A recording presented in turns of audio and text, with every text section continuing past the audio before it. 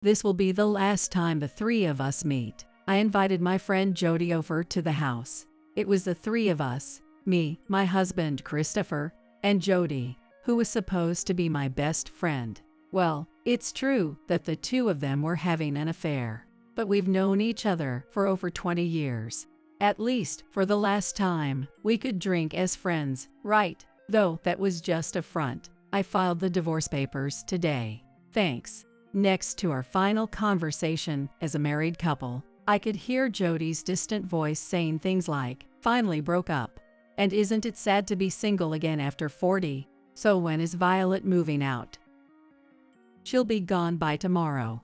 Most of her stuff is already shipped out." Christopher and Jody exchanged glances, sharing a nasty smile. I wondered, is their love even real? You know, when we get married, we should do this again. Drink here, like this. After all, we're friends, right? Christopher's offer made my eyes widen. I'm sorry, but you're the only one who still thinks we're friends. And trust me, things won't work out with your new fiancé. You don't even know who's sitting next to you.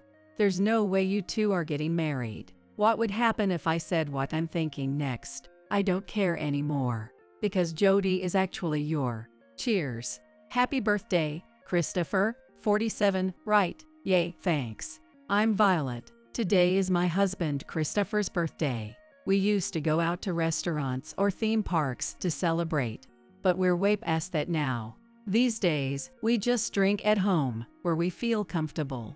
It's become our tradition, and every year, we invite my best friend, Jody. Well, I guess she's Christopher's best friend now too. So, how long have you two been married? Let's see, 20 years, I think. That's a long time, which means it's been 20 years since Christopher and I met. Yay, you two first met at our wedding. So that sounds right. Wow, time really flies. Back in college, Jody and Christopher hadn't met, but I often talked to her about him, so she probably knew him better than anyone. Likewise, I had told Christopher a lot about Jody, my best friend, so when they finally met, they hit it off instantly. And there's one more thing. When I first heard about it, I was shocked. Who would have thought someone so great came from the same background as me? I was surprised too. I always felt a bit of loneliness from not having my biological parents around. It really helped to have someone who understood what that felt like. But Christopher, you had foster parents. Yay, I know. And I'm really grateful to them. But they aren't my real parents. You know, I get it. I lived in a group home until high school, and then started living on my own after getting a job. I didn't have foster parents, but I'm not lonely now that I have a boyfriend. You two have been together a long time, right? Have you thought about moving in together or getting married? I want to, but he's always so busy. They both grew up without their parents due to an accident, and they shared the experience of growing up in a group home. After we got married, Christopher would often look at the relationship I had with my parents and reflect on the fact that he had no biological family. During that difficult time, Jody, who had been through something similar, supported him, and now he seems to have found peace. I'm grateful to Jody for that. But today's a celebration, so let's not dwell on that. Let's drink and enjoy ourselves. I got some really good snacks for today. Awesome, I want to try this one. Hey, Jody, the birthday boy gets to pick first, right? Oh, it's fine. I'll take this one. Christopher, you're too nice to Jody. But if you're okay with it, I'll take this one. All right, time to eat and drink. And so, Christopher's birthday celebration came to an end. Though, by the end of it, Jody and I had both fallen asleep, so Christopher did most of the cleaning up. That's one of the things I love about him, his kindness. But as I sit here now, holding this earring in my hand, I can't help but feel that this peaceful life won't last. The day after the birthday party, Christopher had cleaned up the living room, so I was tidying up the other rooms. While cleaning the bedroom, something shiny caught my eye from under the bed. I thought it might be the necklace I'd lost recently, so I reached under the bed. A small pain shot through my hand as I touched it. What is this? I opened my hand to find an earring. It was beautifully adorned, with a diamond embedded in it. sparkling in my palm. It looked like something quite valuable. But that wasn't the problem. The problem was that it wasn't mine. Yet it looked oddly familiar. Then I remembered an SNS post. The worst thought crossed my mind. No way. She's been my best friend since high school. This can't be happening. A cold shiver ran down my spine, and I felt dizzy. I quickly grabbed my phone and started searching for a particular post. It didn't take long to find it. A photo of the earring, posted by Jody, saying it was a gift from her boyfriend for their anniversary. The earring in my hand was the exact same one. This is Jody's. Her earring had somehow ended up under my bed. Sure, we're close, but I've never let her into my bedroom. At least not that I know of. But what about Christopher? Could he have invited Jody into this bedroom? Could he have laid her in this bed? I wanted to believe in Christopher and Jody, but staring at the earring in my hand, I was left speechless, frozen in place. After that, I couldn't calm down. I couldn't focus on anything, and before I knew it, it was dark outside, and Christopher was coming home, with no dinner prepared. I'm home. Wait, Violet. What's wrong? Are you feeling okay? Christopher looked concerned as he saw me sitting in the dark, not having turned on any lights, just sitting there in the living room. I wanted to believe it was all just a misunderstanding. Hoping for that, I gently placed the earring on the table. I found this under the bed in our bedroom. It's Jody's, isn't it? Christopher froze, saying nothing. Say something. Did something happen with Jody yesterday? Violet, you're misunderstanding. I didn't do anything. Is that so? Christopher let out a laugh, as if to say, is that all? And sat down across from me. Jody wasn't feeling well when she was out, and since she was nearby, she came over to rest. She didn't look great, so I let her sleep in the bedroom. She must have forgotten it then. When did this happen? That was last summer, so about 3 months ago. I forgot to mention it to you, Violet. Sorry for worrying you. Christopher apologized with a look of regret, but his behavior only made me certain that he was lying. I almost felt tears well up, but I held them back. This earring. Jody was actually in the bedroom last night, wasn't she? I'm telling you, it was months ago. But this earring is so clean. There's not a speck of dust on it. Don't you think if it had been under the bed for months, it would be covered in dust by now? Well, that's. And I saw it in one of Jody's selfies on social media about a week ago. She was wearing it last night, too. I wanted him to say he had just carried Jody to the bedroom after she fell asleep last night. That's what I wanted to hear. If he had said that, maybe I could have still believed him. But he lied. He hid what happened last night. He had a reason to hide something. And there could only be one reason for that. Also, I woke up last night, and I heard some strange noises. That was a lie. I hadn't woken up once, and I'd slept deeply the whole night. Now I was the one lying to Christopher. Christopher, just tell me the truth. Christopher had always been weak to this kind of conversation, to this tone. Then again, if he were truly a kind person, he wouldn't have cheated. Oh, you figured it out? Well, I guess it doesn't matter anymore. Jody's been telling me to break up with you for a long time. I guess it was inevitable. So you're really… Yeah. I'm divorcing you and marrying Jody. Last night, after you went to bed. Well, you can guess. Unbelievable. Think whatever you want. You grew up surrounded by a loving family, Violet, but you could never fill the loneliness inside me. Fine, then it's divorce. Yay. Pack your things and get out as soon as you can. I will. Goodbye. I left the living room. That was typical Christopher. Someone too kind to completely push people away. He was always a little weak-willed, easily swayed by someone as forceful as Jody. Maybe, just maybe, he still had feelings for me. No, I had to stop that kind of thinking. There was no way I was going to forgive him. With a sigh, I went back to the bedroom and called Jody. Hey, Violet. What's up? I found your earring in my bedroom. Oh, really? Sorry about that. I'll come by and get it later. That's not the point. Jody. Christopher already told me. You're the boyfriend you've been talking about all this time, aren't you? Oh, so you found out. Yeah, that's right. It's been, what, 5 years now? Maybe even longer since we both started having feelings for each other. Maybe even longer since we both started having feelings for each other. 5 years. It had been going on longer than I imagined. For all that time, I'd been played by both of them.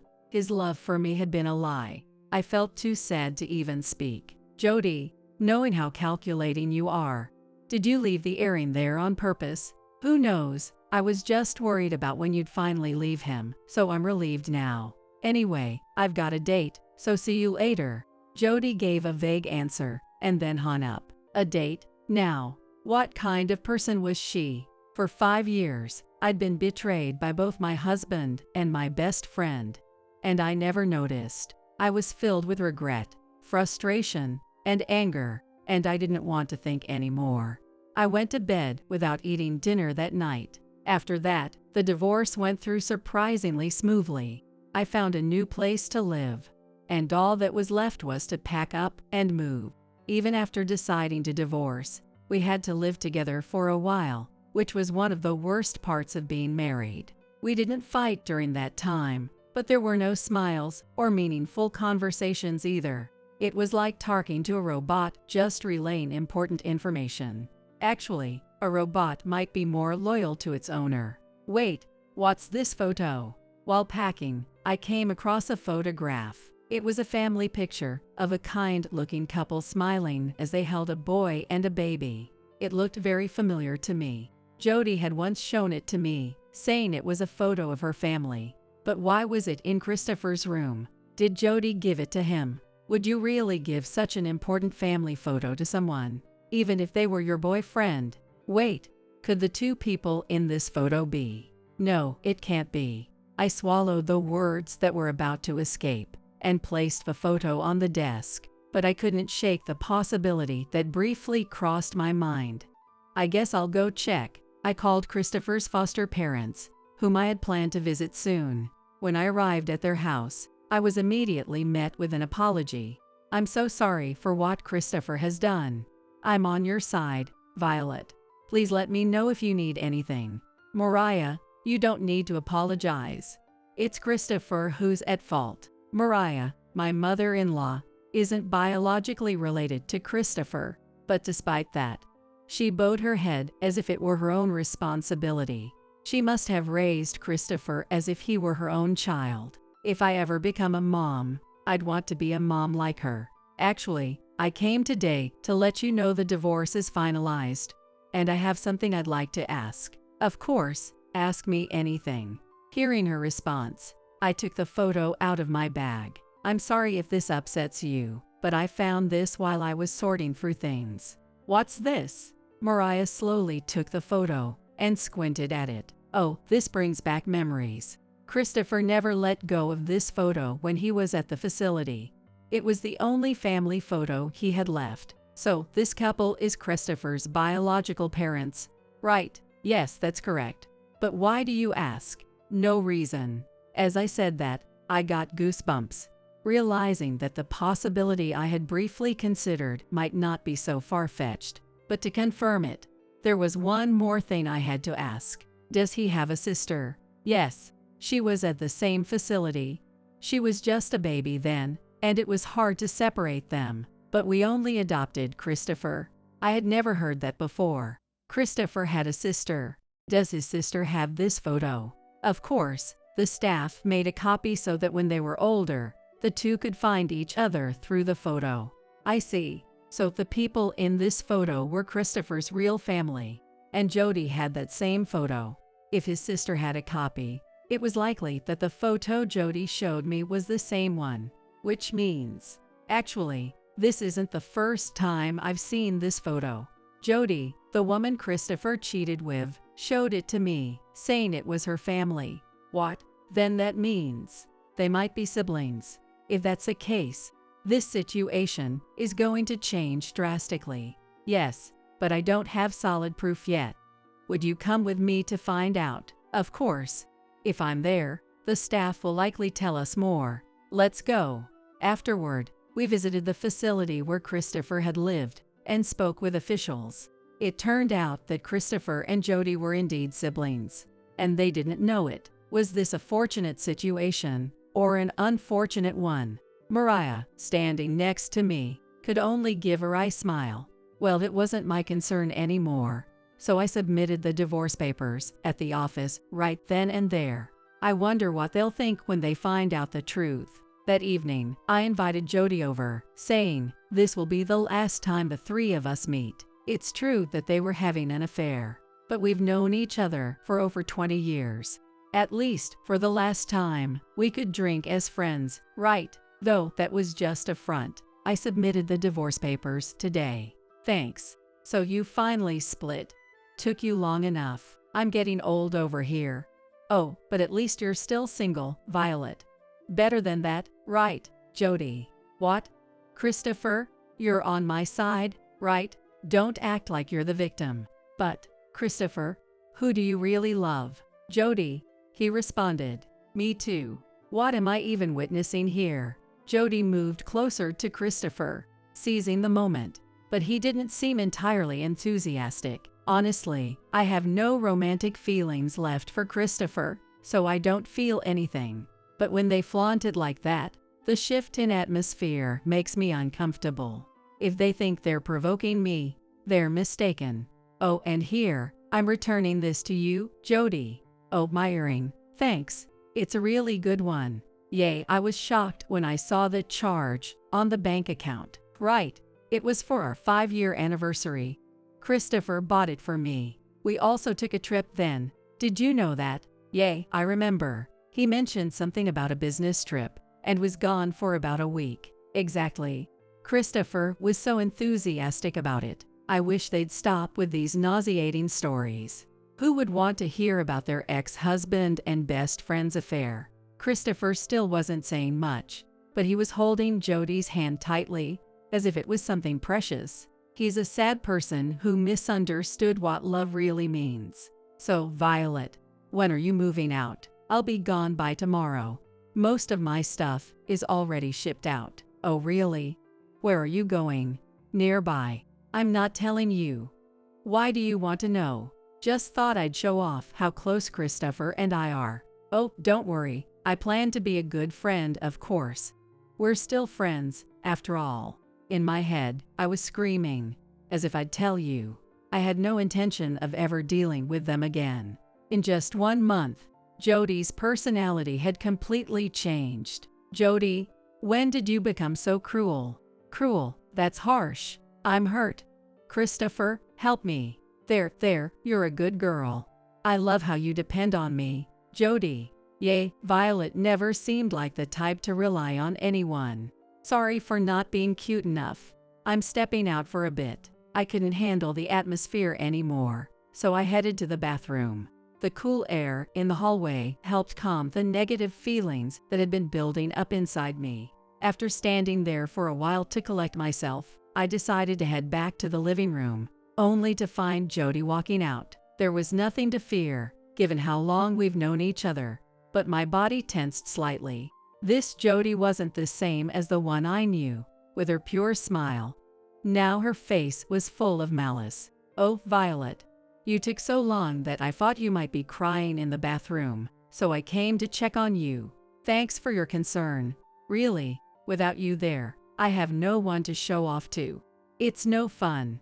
Come on, let's go back. Why, Christopher? What? Jody, you've always been popular. You didn't have to steal Christopher, especially not now. I had always wondered. Sure, Christopher was kind, handsome, well-educated, and had a good income, but my friends had often said he seemed a bit unreliable. He wasn't exactly a heartthrob, and his relationship history was limited to 2 or 3 girlfriends. On the other hand, Jody was incredibly popular in high school. She was cute, approachable, and never made anyone feel excluded. She was the kind of person everyone loved. She even dated the most popular senior back in the day. So why did she choose Christopher? Oh, that's the part of you I hate the most. Of course I targeted your husband. I wanted to wipe that peaceful look off your face. Peaceful luck. You had everything: a loving family, success in college, a great job. Why do you get to have it all? It's not fair. Not fair. I'm sorry about your family, but I worked hard for everything else. I worked hard too, but nothing ever went right. That's not true. You've always had way more friends than me, and everyone adored you. What could you possibly be unhappy about? All that was just polite formalities. None of them were real friends. I never had anyone to hang out with on weekends. I was always alone. Alone? Jody, that couldn't be true. There was always someone by her side at school, and even after we started working, she'd talk excitedly about her coworkers, and the men who came into my life were all scumbags. People at work even said I was easy. It wasn't my fault they came after me. This was all new to me. The Jody I knew always seemed to be happy, living a good life. Everything we had shared until now, it had all been a lie. I was more shocked by that realization than anything else. We were never really best friends, even long before the affair with Christopher. But you went to the college you wanted, met Christopher, had this perfect wedding. Even after 10 years, you never complained about anything. Her face twisted as she spat out those words. Her eyes were filled with sadness and hatred. This was a Jody I had never seen before. That's why I wanted to destroy it. There's no way I'd let you be the only one who's happy. Christopher is a great man, and I'm going to marry him and be happy. And you'll live a lonely life. With that, Jody headed back to the living room. They are probably hugging by now. After hearing about what Jody has been through in her life, it made things a bit awkward. I pushed open the heavy door. Violet, are you okay? Is your stomach hurting? Seriously, is that something you'd say to your ex-wife? Sorry. Oh, come on, Christopher. You're going to make me jealous. Don't worry, I'm not leaving you, Jody. Thanks. Watching them smile happily, I wondered if their love was truly real. Well, I don't really care. I can't wait for the wedding. What kind of ceremony should we have? Whatever you want, Jody. Really? You're so sweet. How about Hawaii? If that's what you want, you're the best. Violet, when we get remarried, you should come over again. We can drink like this, as friends. That was the moment I snapped back to reality. I felt an overwhelming sense of disgust toward Christopher, and any lingering feelings I had completely vanished. Oh, by the way, while I was packing, I found something interesting in Christopher's room. With that, I pulled out the photo and placed it in front of them. Huh, my family photo. I thought I lost this. Wait, what? A family photo? Yay, I never showed it to you, Jody. This is my real family. Well, I don't know where my parents or my sister are. Christopher shrugged as he spoke. Meanwhile, Jody froze beside him. She must be shocked to see the same photo she called her own family. That's why you two can't get remarried. What do you mean? Because your sister is sitting right next to you. What? Should I make it clearer? Jody is your sister. What? Christopher was visibly shocked, speaking louder than I'd ever heard him before, shaking his head in disbelief. Jody started trembling, seemingly unable to comprehend the situation. How can you say Jody is my sister? What proof do you have? She has the same photo. Jody, do you really have it? Is it true? With shaky hands, Jody reached into her bag and pulled out a photo. When the two photos were placed side by side, it was clear they were identical.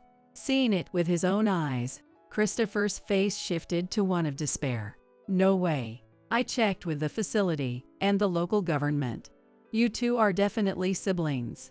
Congratulations. You found your real family. This isn't good, not at all. This means we can't get married. Jody, seemingly overwhelmed, directed her frustration toward me. Because. Calm down, Jody. Shut up. Why didn't you tell me sooner? Because I thought I'd lost the photo. And I never imagined Jody was my sister. I mean, yay, we got along well and had similar tastes. But this is the worst. Jody stood up, now in a frenzy, lashing out wildly.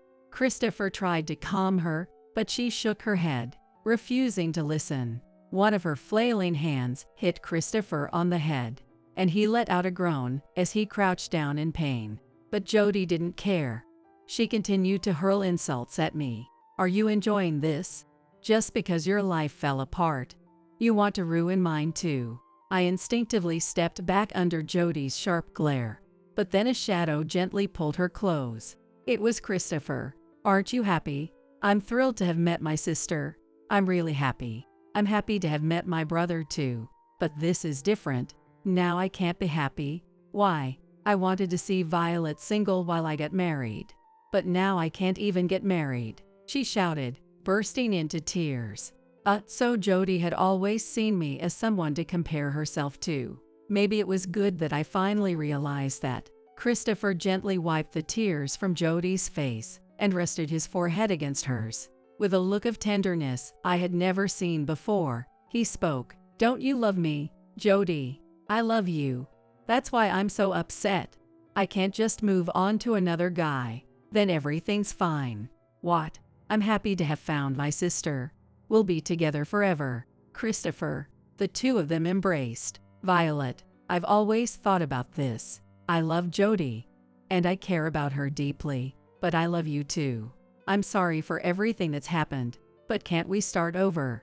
As Christopher said this, he extended his hand toward me. His tone was strangely smooth and comforting, but his eyes were vacant, reflecting nothing. A cold sweat ran down my back. This wasn't the Christopher I once knew. Why aren't you staying with Jody? Jody is my sister, and you're my wife. That way I can love both of you, and you two can stay friends. It's a great idea, don't you think? I'm sorry I made you feel lonely. Christopher's cheeks flushed as he spoke dreamily, as if he had come up with the perfect solution. What? This guy's lost it too. Sorry, but I've already submitted the divorce papers. There's no going back. No way. By the way, let me tell you something, Christopher. What you feel for Jody isn't romantic love. What? It's just familial love. With that, I said goodbye to the apartment I had lived in for 20 years. Afterward, I filed for compensation from the two of them and moved away without ever seeing them again. Thanks to all the evidence they'd so eagerly provided about their affair, I ended up receiving more than I expected. I heard they ignored Mariah's objections and moved in together. But things didn't work out, and they eventually broke up. During that time, my phone was flooded with apologies and pleas for reconciliation, but eventually, it stopped. I suppose they've given up. I'm thinking about getting a new phone soon, just in case things start up again. Meanwhile, I requested a transfer at work and am now enjoying my new life alone in a new city. On that day, I lost both my husband and my best friend. But strangely enough, I feel refreshed. The decision I made that day was the right one. Now I'm going to enjoy my second chance at life. I heard about it. Isn't it great? I heard you bought a new house. We want to live together too. From what I heard, it's a detached house with a vegetable garden and yard. My son, Tanner, and his family showed up out of nowhere, saying they had caught wind of the situation. You know, it's customary for parents to live with their oldest son, Tanner declared matter-of-factly. His wife Maria chimed in. We're moving here as well. If you refuse, don't expect us to take care of you when you're old. Tanner threatened, completely disregarding our feelings on the matter before leaving abruptly. The plan worked out perfectly, didn't it? My daughter, Michelle, laughed, but with a hint of sadness in her eyes. Yes, I can't wait for moving day, I replied, trying to stay positive despite the circumstances. On the day of the move, after the initial flurry of activity had settled, I turned on my phone to find numerous missed calls from Tanner. Mom, where are you now? What the hell is this? The place hasn't been renovated at all, he yelled, his voice filled with indignation.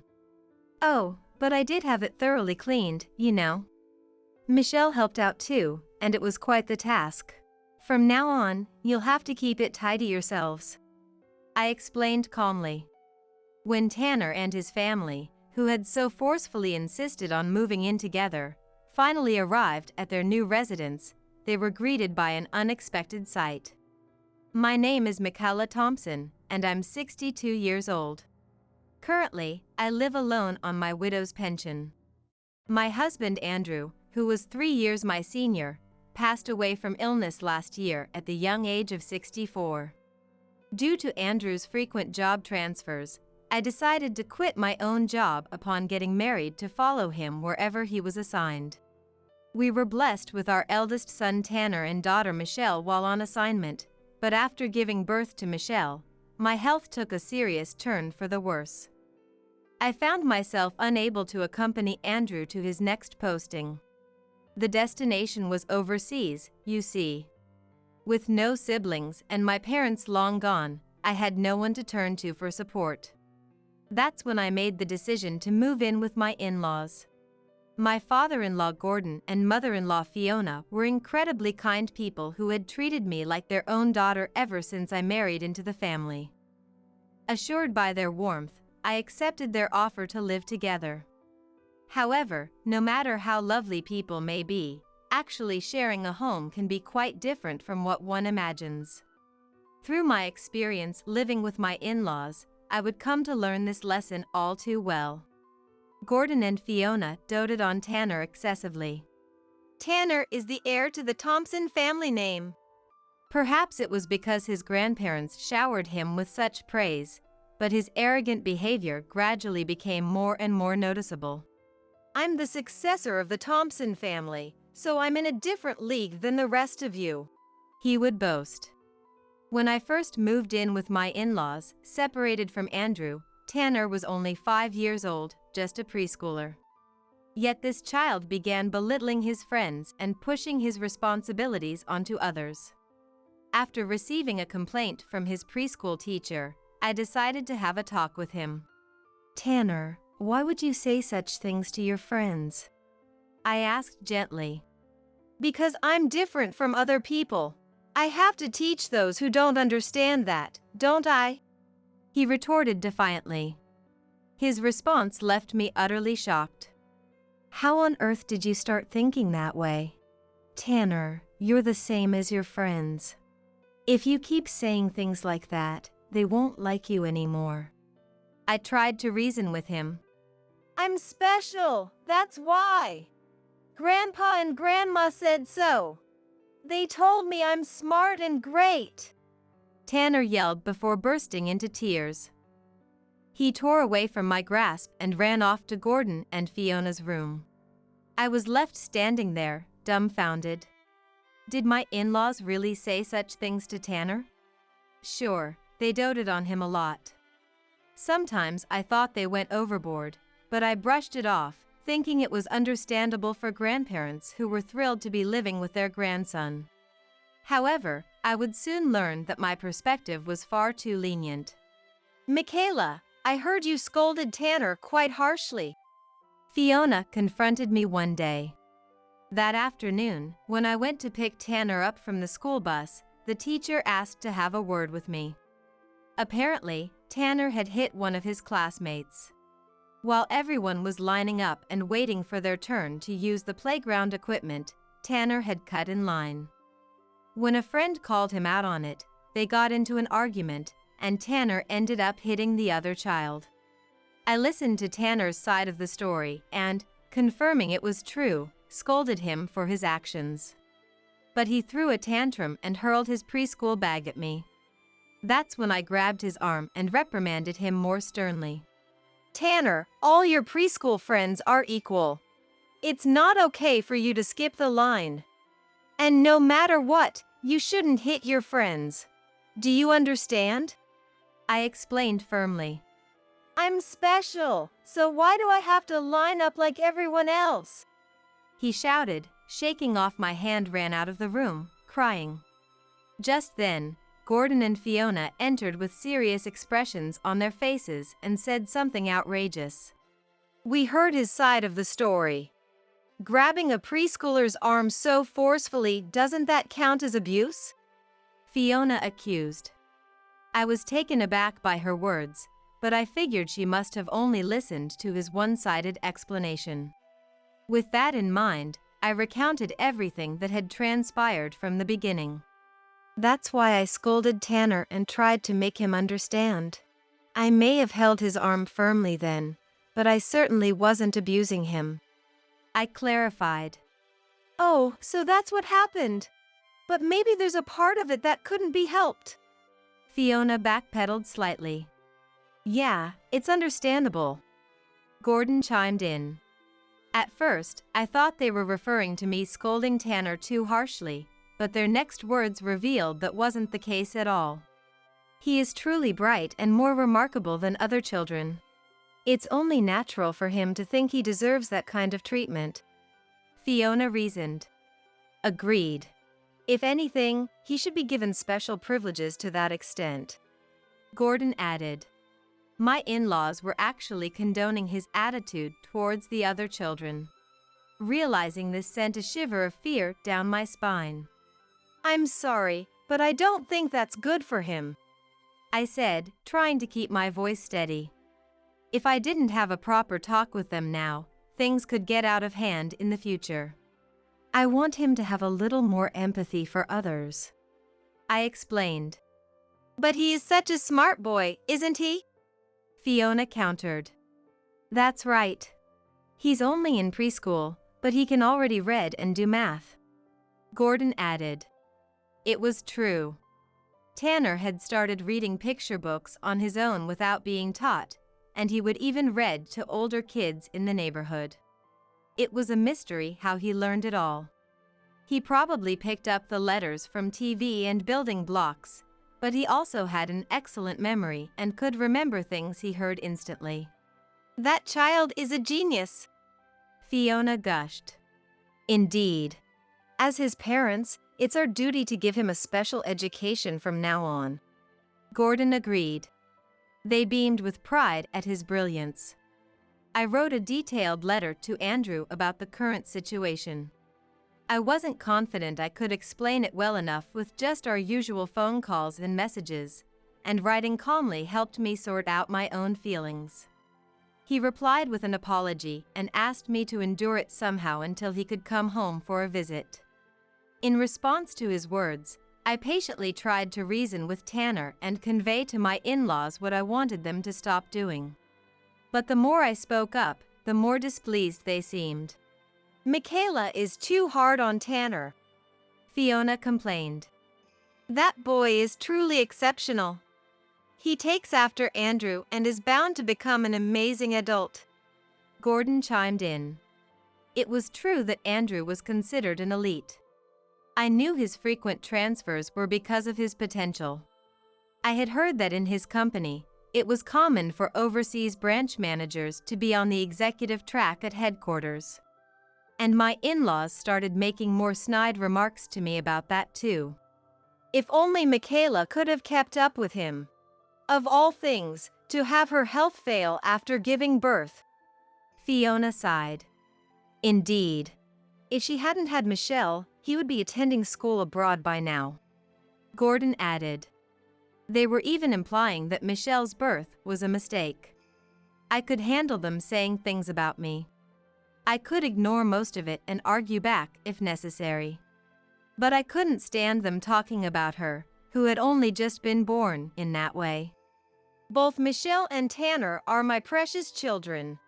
And it was Andrew who decided to go alone, so please don't say such things to the kids, I retorted, my voice a little sharper than intended.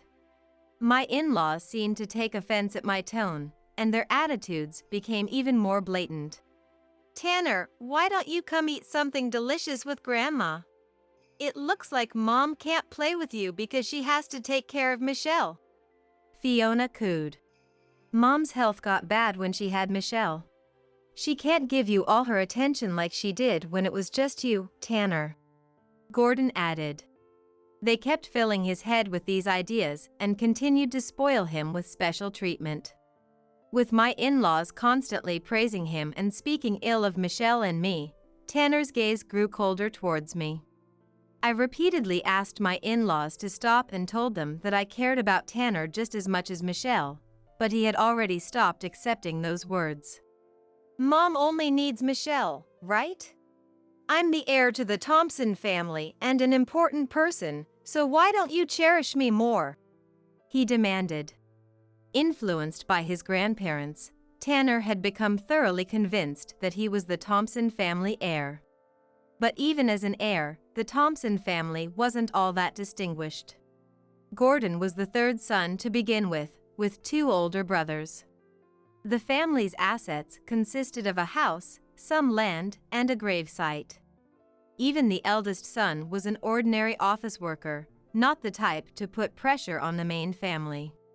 I heard that while the eldest and second sons had graduated from university, Gordon had failed his entrance exams.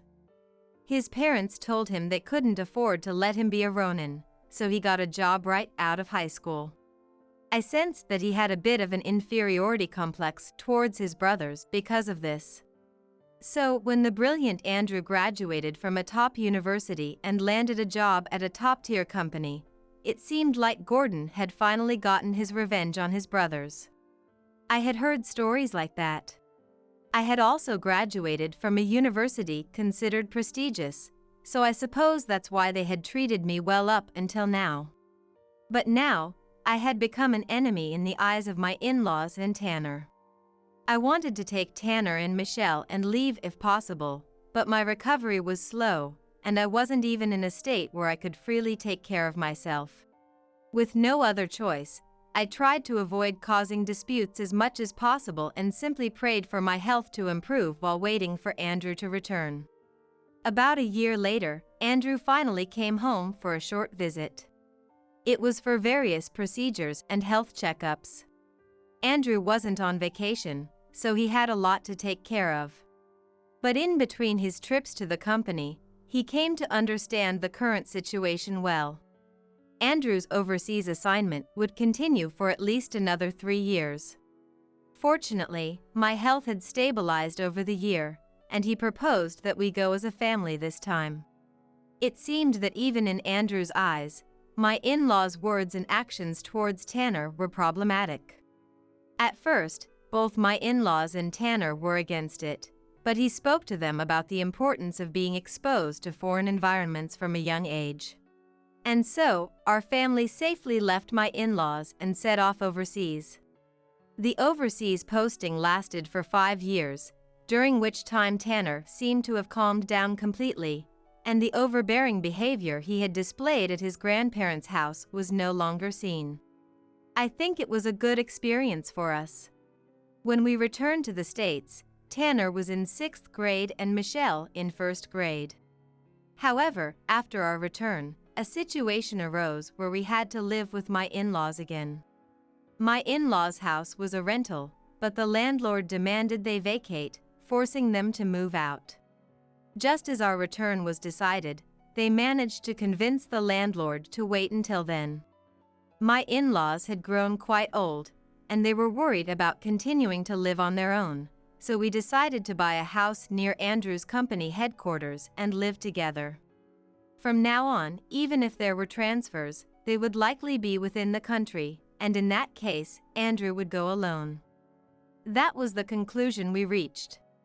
I thought Tanner was no longer young like he was back then, so he wouldn't be influenced by his grandparents, and they wouldn't do such things anymore. But I was too naive. As expected, my in-laws treated Tanner special, and Tanner, as if remembering those days, accepted it as if it were only natural. We couldn't kick out my elderly in-laws, and both Andrew and I did everything we could, but Tanner had grown up to be exactly the kind of person his grandparents wanted. My in-laws passed away in quick succession before the children became adults, but the negative legacy they left behind was significant. As his grandparents had hoped, he attended top schools and companies, paving his way to becoming an elite. But as he grew older, his bad personality became even more prominent, and eventually, he began to speak ill of his own father, Andrew. There was only one reason. He had entered a better university and a better company than his dad. I was always told by Grandpa and Grandma that I was better than Dad. Mom only paid attention to Michelle and neglected me, so it's thanks to them that I am who I am today. Tanner reminisced about his grandparents and mocked us, his parents. And he treated his sister Michelle like she was a bug. You were spoiled by Mom growing up. In the future, you'll probably end up going to some bottom-tier university, having a shotgun wedding at some point, and barely scraping by living with some low-class guy, he sneered. He didn't lay a hand on her, but he repeatedly berated Michelle with these words. Andrew tried to subtly admonish Tanner, but now that Tanner believed he was superior to Andrew, there was no way he would listen. The atmosphere in the house was constantly hostile, and I sighed, wondering if family life was always meant to be this bleak. At this rate, it wouldn't be good for her either. I was thinking of encouraging him to move out when an unexpected turning point arrived. Tanner announced that he was getting married. His partner was a woman named Maria, 2 years younger than him. I heard that her father was a department head at a well-known trading company. At the time, Andrew was also a sales department head at a company of the same caliber. Tanner himself was satisfied, and indeed, in terms of social compatibility, she was a good match. Honestly, she was such a shoddy person that it was hard to believe she was the daughter of a respectable father. She was a pretty girl on the outside, but on the inside, she was a spoiled, selfish daughter through and through. She had never worked a day in her life, and of course, her grades in school weren't good either, from what I heard. She somehow managed to graduate from a prestigious girls' school thanks to donations and had apparently been playing at home all this time under the guise of helping with housework. Still, as long as she got along with Tanner and the focus wasn't on us, I decided to turn a blind eye. No matter what form a marriage takes, as long as both parties are satisfied, that's fine. If Tanner was content with that, there was no need for us to say anything. As long as it didn't affect us, Andrew, Michelle, and I all felt the same way. After returning to the US, we finally had a peaceful home life for the first time. The tranquility lasted for a while, and during that time, Michelle got married too. I went from living with Andrew, just the two of us, to being alone. Andrew had passed away. He was only 64. In this day and age, that was still too young to depart from this world. At his funeral, I came face to face with Tanner and his family, whom I had grown distant from, for the first time in a long while. They say a person's inner self is reflected in their outer appearance, and Tanner and Maria embodied that notion, their expressions turning nasty. Now Mom's all alone. She'll have no choice but to rely on us. Tanner sneered. That's right. She's getting on in years, and from here on out, she'll only grow weaker. I wonder what she plans to do all by herself. Maria added. But even if she comes to us for help now, well, these things are determined by the relationships built up until this point. We don't have that kind of bond, do we? Tanner brought up a past incident between us. Tanner, she just lost Dad. Can't you offer her some kinder words? Michelle interjected. Shut up! This has nothing to do with you. This is between Mom and us. Stay out of it! Tanner snapped. That's right. When we asked Michaela for help, she was so cold to us. You have no idea how much that hurt. Maria chimed in. I hate Grandma. Walter, Tanner's spitting image of a grandson, continued with a scowl. Despite barely ever meeting us, they must have fed him so many lies about us that he glared at us as if we were his enemies. The first thing Walter did when he saw Michelle's daughter Mary for the first time this morning was pull her hair and make her cry, saying, Your mom's stuck up, so you must be stuck up too. Perhaps remembering that incident, Michelle shot Walter a harsh look. What, you got a problem with Walter or something? Tanner bristled. The atmosphere grew even more hostile. I stopped Michelle. I knew that no matter what we said to Tanner and his family, it wouldn't get through to them. I didn't want to ruin Andrew's funeral by arguing any further. Michelle seemed to pick up on that from my expression and swallowed her words. Both Michelle and I had plenty we wanted to say. But for now, the important thing was to get through the funeral without incident. I wanted to send Andrew off in peace. As hoped, the funeral ended smoothly, and all the mourners went home. Except for Tanner and Maria.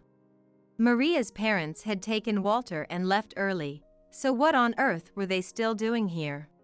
Now that we've got a moment, let's talk about the inheritance, he said. So that's what this was about. Anticipating as much, Michelle and the others had stayed behind as well. Mary had been taken home by Michelle's husband Kendrick's parents. They knew all about Tanner and his family and had agreed to do so. This time, there is no inheritance for you, I stated firmly. Don't screw with me. That can't be right, Tanner protested. No, it's true. Think hard, I insisted. When Tanner purchased his new home, Andrew had provided a considerable sum as a gift before his death. That's why there's nothing left from Andrew's estate to give to you. You're lying, Tanner exclaimed desperately, but it was a fact, so there was nothing he could do. Money received from parents for a home purchase is tax-exempt. It should have been properly declared on the tax return. Remember now? I asked. Tanner's face turned pale as he listened to my explanation. He had conveniently sealed away that memory. He must have been really counting on Andrew's inheritance.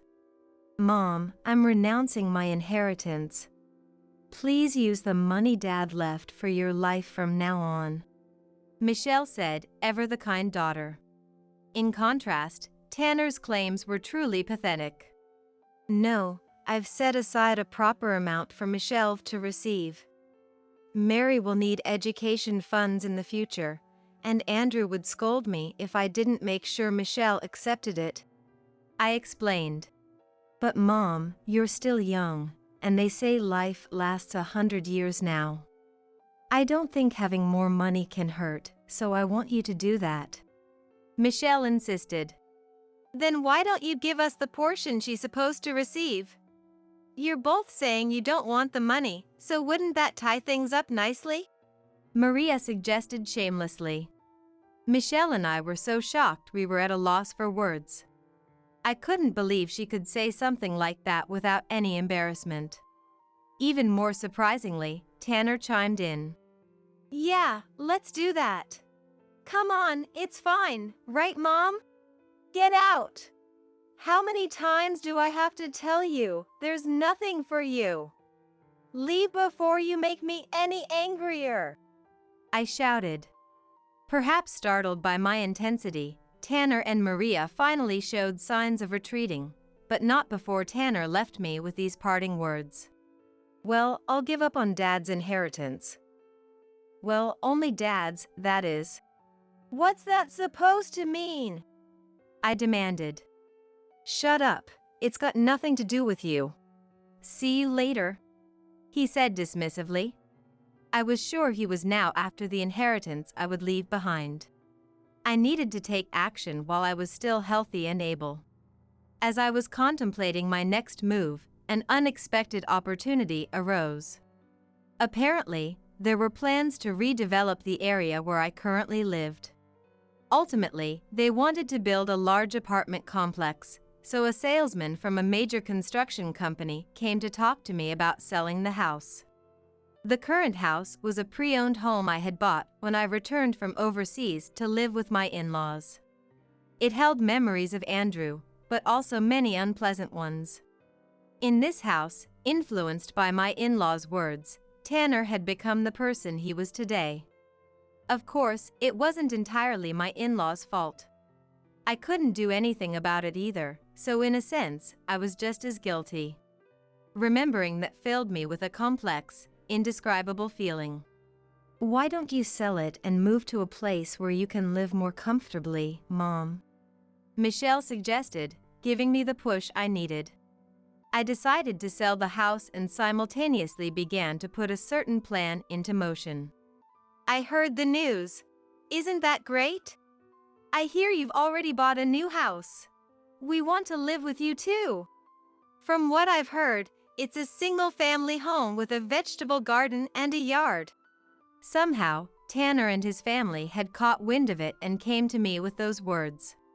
I thought I told you before, there's nothing for Tanner. I reminded them. That was Dad's inheritance, right? The money from selling the house is your asset, Mom. In other words, it's your future inheritance. I should have a right to that, shouldn't I? Tanner said with a nasty grin. Mom's inheritance? Tanner, are you that eager for her to be gone? Michelle asked, outraged. Hey, don't get the wrong idea. I said future, didn't I? I don't remember saying today or tomorrow. Tanner backpedaled. That's right, Michelle. Is your hearing going bad? We came to have this talk for Michaela's sake, so she can live a long and healthy life. Maria chimed in, a beautiful yet somehow vulgar smile on her face. For her sake, so she can live a long and healthy life? What exactly are you talking about? Michelle demanded. It's simple. Maria and I will live with her, Tanner declared. What did you say? Michelle asked, her eyes wide with exaggerated surprise as she looked at Tanner and Maria. Michaela is only going to get older from here on out. It would be more reassuring for her to live with us, don't you think? Maria reasoned. Normally, an offer from one's children to live together would be appreciated.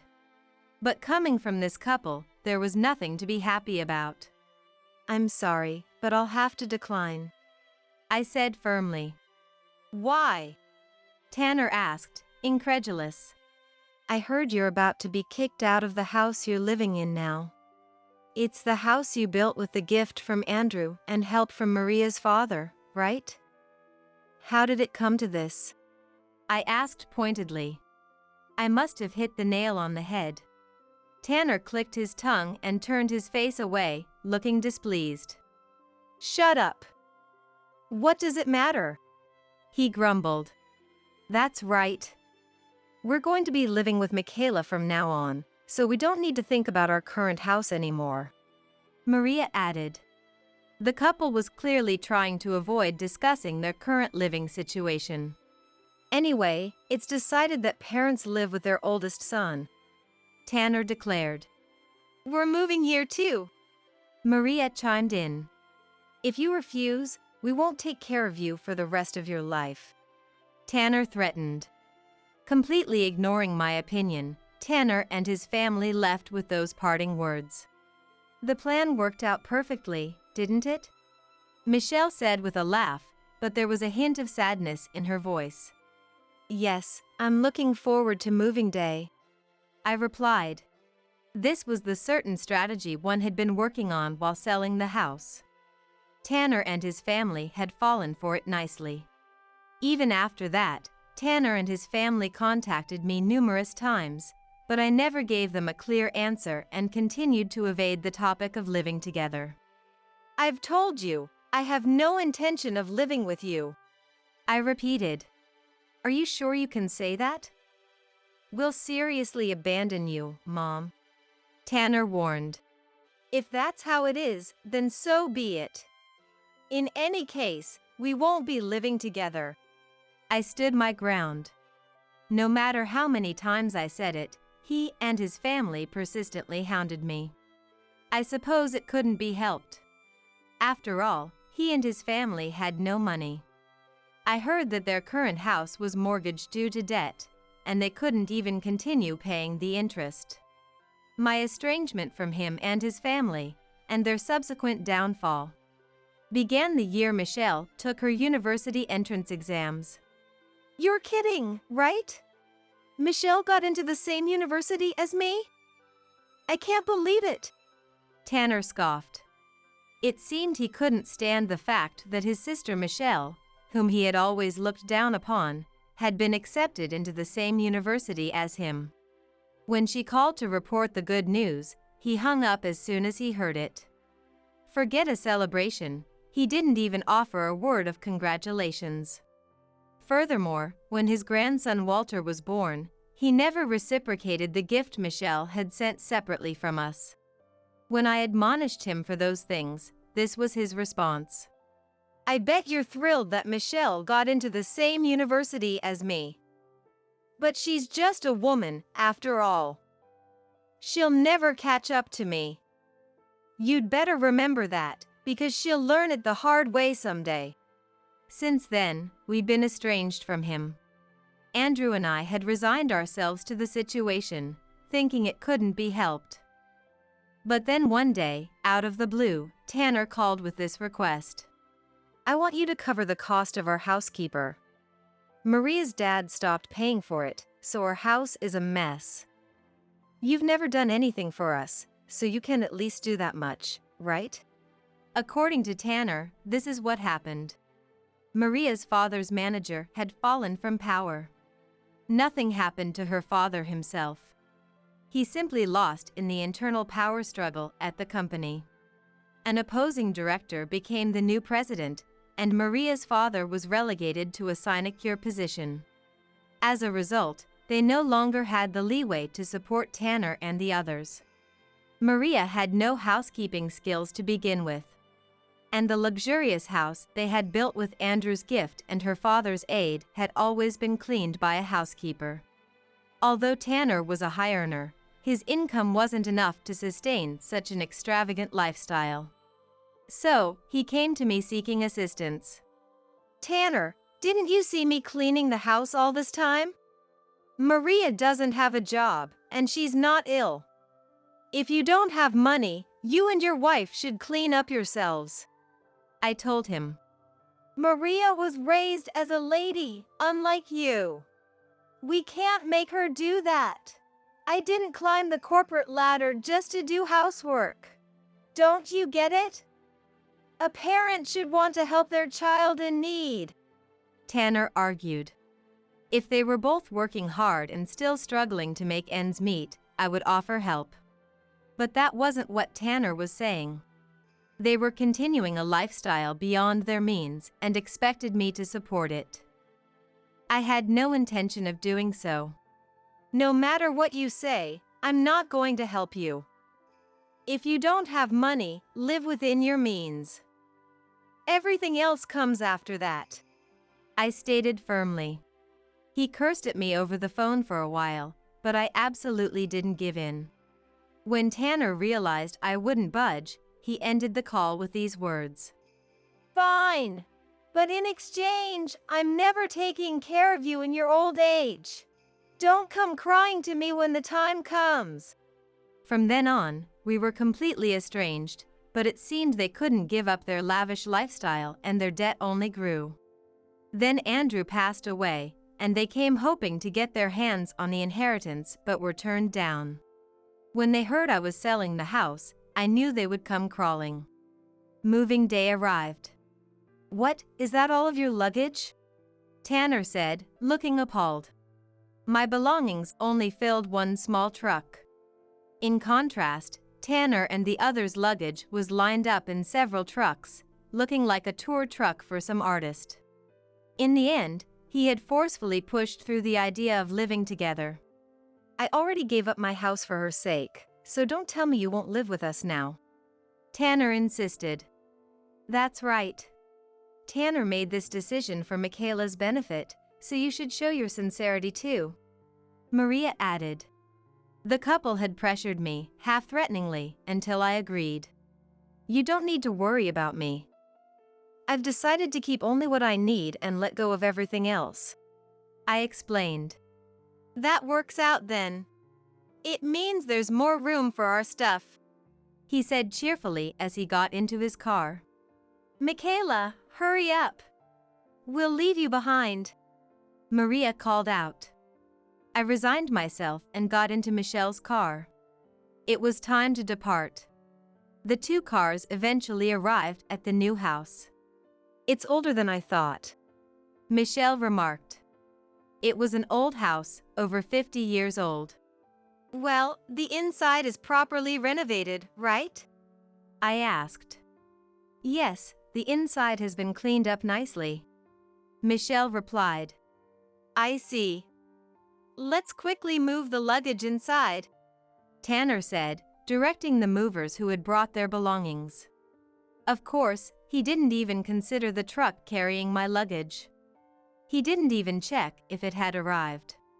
After seeing Tanner and the others start unloading, Kendrick quietly started the car. Amidst the voices of the movers and the sounds of shifting objects, they didn't seem to notice. We quietly left the place, heading straight for our real new home. A little while after leaving Tanner and the others, my cell phone started vibrating intensely. It was on silent mode, so it made no sound. Looks like they've noticed, Michelle said. With so many incoming calls, the battery would run out at this rate. I turned off my cell phone. I'll deal with it after reaching our destination. After driving for a while, we arrived at our true destination. All right, please take care of it, I said. The luggage was being carried one by one into the neatly arranged house. Actually, we had moved some things in advance a few times. To leave without Tanner and the others noticing, having too many vehicles would be troublesome. In the worst-case scenario, I considered abandoning the truck and fleeing quickly with Michelle and the others, so I only loaded things I could give up if necessary. I'm glad I thought to bring the TV and fridge, assuming we could replace them. It's better to avoid buying new ones if possible, even though money can solve it, I said. Michelle laughed cheerfully at my words. After settling the luggage, I turned on my cell phone. A call came through immediately. Mom, where are you now? What the hell is this? There's no renovation at all, Tanner yelled. Oh, it was cleaned nicely, wasn't it? Michelle helped me, but it was a lot of work. From now on, you'll have to clean it properly yourselves, I calmly replied. The place I guided Tanner and the others to was actually a fake new house.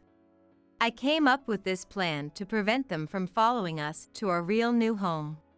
You don't have a place to live, right? So I'm giving you that house. It's a gift from my assets while I'm still alive, I said. Huh? Don't screw with me, Tanner shouted. I'm not screwing with you. That's the last thing I can give you, so take good care of it. Oh, and make sure to file your tax returns properly, or you'll be in trouble, I stated firmly. The house is much cheaper than the amount Andrew gave Tanner for purchasing a new home. After all, it was built right after the Pacific War and is barely livable. You lost your job and have no income now, right? That land is designated as farmland, so you could grow vegetables with Maria. You shouldn't have trouble feeding yourselves, I suggested. There's no way we can do that, Tanner protested. Why not? Everything we eat is grown by someone. There's no reason you can't do it too. Tanner insisted he was an elite and looked down on those who worked up a sweat or got dirty doing farm work. A little hardship and developing a sense of gratitude would do him good. Oh, and I figured you might have trouble getting by until the harvest, so I stocked the kitchen with rice, seasonings, canned and instant foods, things like ramen. Consider it my last act as your mom. Be grateful for it. I could hear Tanner saying something, but I silently hung up the phone. I'd need to keep in touch for a while longer. Once everything was settled, I'd cancel this cell phone. For the sake of my new life. No matter how much they complained, the Thompson family had no choice but to live in that new house. They'd lost their old home, unable to pay back their debt. And Tanner had lost his job too. His arrogance and condescension towards others had earned him repeated warnings during internal audits. But he never reflected on his behavior or tried to improve his attitude. In the end, he was demoted and he quit, declaring he'd go to a company that recognized his true value. Tanner was so convinced he was special, he seemed to think companies would be lining up to hire him. Reality wasn't so kind. No company would willingly take on someone who caused those kinds of problems. Desperate, he'd apparently gone to great lengths to try to sell that house, but it was a property he'd gotten for next to nothing due to lack of buyers in the first place. No matter what he did, he couldn't find a buyer. Giving up and continuing to live there was his only remaining choice. Now, it seems he's receiving the bare minimum of assistance from Maria's father and has started growing vegetables in the fields. If they work hard, they shouldn't have trouble feeding themselves. I heard Maria, who had never worked a day in her life, is even helping with the farm work, sweating under the sun. Of course, they have to do their own housekeeping too. Apparently, she has even taken a part-time job to make ends meet. Walter, who was the spitting image of Tanner, seems to have learned from seeing his parents' transformation. I heard he transferred schools and now gets along quietly with his friends without acting arrogant. That's the one thing that puts my mind at ease. I know it was a pretty harsh judgment, and I sometimes wonder if it was really the right thing to do. But I don't want Walter to end up like Tanner. He doesn't need to become an elite. It's enough if he grows up to be a kind, ordinary person. I believe that wish will come true. I actually moved to a quiet suburb in the neighboring state. I'm living there with Michelle and her family now. She encouraged me to sell the house and offered to let me live with them.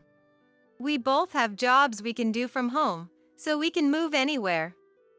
Why don't you come live with us, out of Tanner's reach? My granddaughter Mary has allergies, and they were thinking of moving somewhere with clean air. Michelle convinced me it was perfect timing, and I gratefully accepted. Since moving here, Mary has gotten much healthier, and I'm spending my days in peace. Like I told Tanner back then, I decided to keep only what I needed and let go of everything else. The biggest thing I cut out was Tanner and his family. If I had kept ties with them out of a sense of parent-child obligation or blood relation, I never would have found this tranquility. It's unfortunate things turned out this way, but I feel unburdened now and I'm looking forward. I can spend the rest of my life here with my daughter and her family in peace.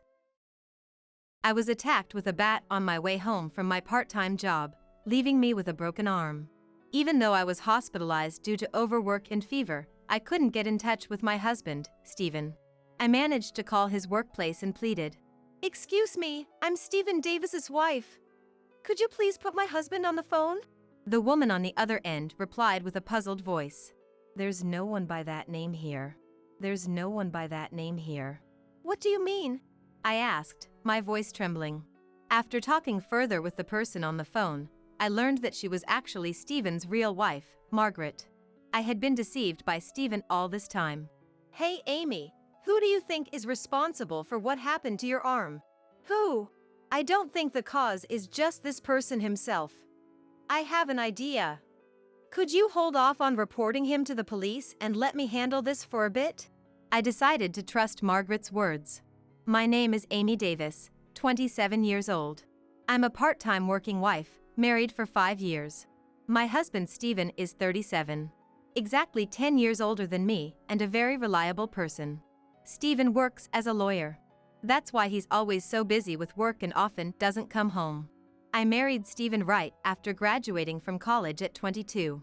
My parents were against my marriage to the man I had been dating since college. They said I was too young, that I should gain work experience first, that I might be getting tricked by a man 10 years my senior. Shocked by my parents' words, I ran off to be with Stephen. He readily agreed to let me stay with him. And so we got married, just like that. No ceremony. Believing we would have a proper one someday, we didn't even take photos. Since then, I've been working part-time and living in this room, waiting for Stephen. But Stephen really is busy. Hey, do you really have so many overnight jobs? I realized I had been constantly asking him the same question since we got married. That's right. Being a lawyer is really busy. You're young and naive, so you probably don't understand, but when clients are far away, there are a lot of overnight jobs. He often told me stories about how he had clients who relied on him from far away. I'm a simple person, so I just thought, oh, is that so? To begin with, I'm not the type to think deeply about things. That's probably why, when I fell in love with him, it was a straight shot. His job was something I had no connection to, so I could only listen in amazement. Recently, busy Steven has had more days where he doesn't come home. It's probably because he is a capable lawyer, but for me, it's just unbearably lonely. I'm the type of person who wants to have someone I love by my side. That's why, during college, I was always with my friends and participated in various clubs and parties. I sometimes think back on how fun those days were. It's also significant that I was an only child at home and received a lot of love from my parents. Having married against my parents' opposition, I can't go crying to them now even if I'm lonely. So, to distract myself from that loneliness, if I heard that the part-time staff was short or overtime was needed, I would volunteer myself and try to minimize the time I spent alone. Hey, you can't come home again today? Sometimes, when I couldn't bear it, I would call Steven and he would reply, "You understand, right? I'm working too. Don't be selfish." Unable to endure it, I would find myself sending him messages on social media saying I'm lonely. Please come home soon, I'll make a feast, so just tell me when you'll be back. Then he would reply, "Stop doing that because it interferes with my work. Stop doing that because it interferes with my work." Is that how men are? Recently, his pace of coming home is once a week, no, maybe once every 2 weeks. I was very lonely. Now, I come home, finish the housework with my tired body, and then fall into a deep sleep. That's how my days go. What in the world happened to him? He couldn't have been that busy back when we were dating. I want him to be by my side more. But even if I'm thinking that alone, if Steven refuses my calls and messages, I have no choice but to endure it. Unless something really urgent happens, then one day, as usual, I got home late due to overtime. The apartment we live in is about a 10-minute walk from the nearest station. It's in a residential area, but there are places where the streetlights are intermittent, which is a bit scary. The places where houses have been demolished and there are land for sale signs feel like the darkness is gaping open. A fear of not knowing what might suddenly appear wells up from within. That's why, whenever I approached that area, I would always break into a light jog. I'm even considering buying a bicycle. Because you never know what might suddenly happen. And on this day, that something did happen. When I checked the time as I left the station, it was already past 10 p.m. I was especially tired that day.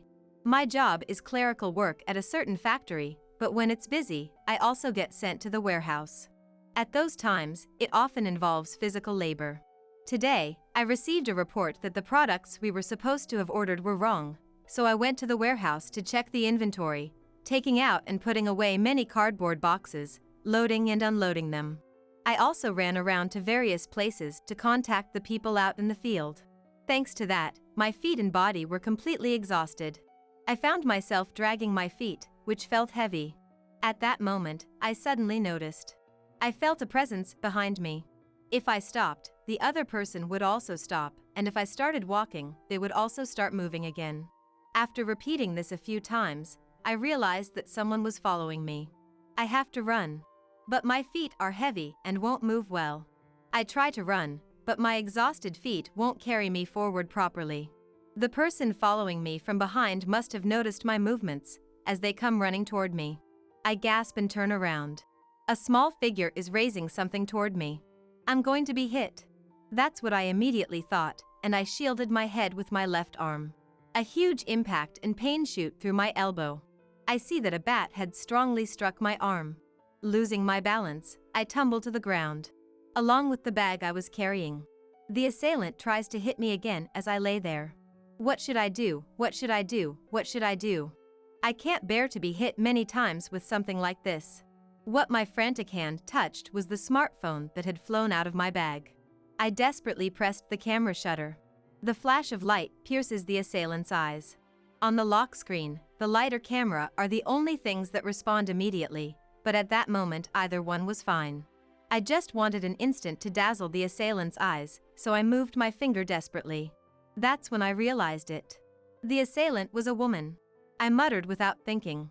As the assailant approached, a scent suddenly wafted over. Along with what seemed to be the person's own shampoo, there was also a familiar scent mixed in. The same scent as Stephen's. I found myself muttering. Then the assailant threw the bat they were holding and quickly ran away from the scene. The bat clattered as it rolled on the ground. I crouched there for a while, unable to move. Not only that, but my arm that had been hit by the assailant was in a lot of pain. Thinking this was bad, I fiddled with my smartphone as is and called the police in a trembling voice. As I waited, slumped down, a police car and ambulance arrived. The police must have assessed the situation and called for the paramedics too. The doctor who examined me at the hospital said with a troubled look, "Ah, this is a splendid fracture." A fracture? I asked in surprise. Was I hit that hard? Yes. Normally it would just be a crack, but you seem to be a little malnourished. Your bones look a bit weak. Make sure to get enough calcium and exposure to sunlight. As the pain gradually worsened, I received a painkiller injection. So will I be okay to go to work? I do clerical work. If we put a cast on to immobilize it, you should be fine. But you'll likely develop a fever, so how about you stay in the hospital tonight and tomorrow? Please.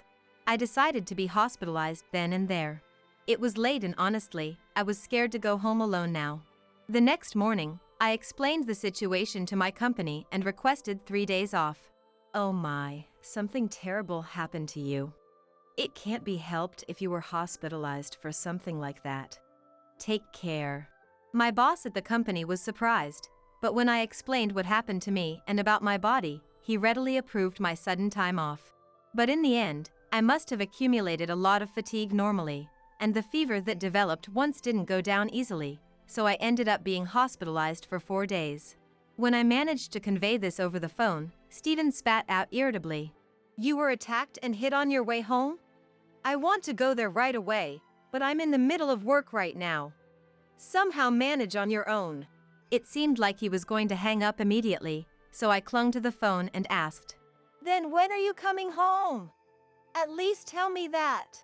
Don't be stupid, I don't know until it's resolved. Anyway, I can't take my hands off this right now. I'm hanging up. Don't send me pointless messages either. And before I could say anything else, the call was cut off. Lying on the hospital bed, tormented by the gradually rising fever, I kept wondering why he was so busy. Then, when my fever started to go down, I decided to take the plunge and contact the law firm where Stephen works. The reason I could think to do such a thing was probably because my condition was different from usual. Even though the fever had gone down, I was still in a state of delirium, which allowed me to do it. But I didn't know the office phone number. So I searched for the name of the law firm in the state that I had heard about when we were dating and somehow found it. When I called, a woman's voice said, Hello, Davis Law Firm. Hello, Davis Law Firm. Excuse me, I'm the wife of Stephen Davis who works there. Please put my husband on the phone. I asked desperately, but the woman on the other end said in a puzzled voice, There's no one like that here? What do you mean? I continued asking in a trembling voice. It's Stephen Davis. I'm his wife, Amy. Hearing that, the woman on the other end said in a slightly lowered voice, Let's talk a bit later. I'm Margaret Davis. I'll call you back, so please give me your phone number. I found it a little strange that this person was also a Davis, but I honestly answered her calm voice. Then, 15 minutes later, the phone rang again. Hello, you said your name is Amy Davis, right? Yes, I'm the wife of Stephen Davis. Excuse me, but what name is on your insurance card? Cutting off my words, Margaret abruptly asked, The name on my insurance card? Yes. Please tell me the name written on the paper insurance card you have. Feeling puzzled, I took out the insurance card I had submitted just the other day. It's Amy Taylor. Ah, I see. Margaret let out a big sigh. Amy, listen carefully. As I said before, my name is Margaret Davis. I'm Stephen Davis's wife. His real wife. What do you mean? Forgetting what she had said before, I reflexively asked back. Calm down, Amy. First, I want to know why you purposely called here.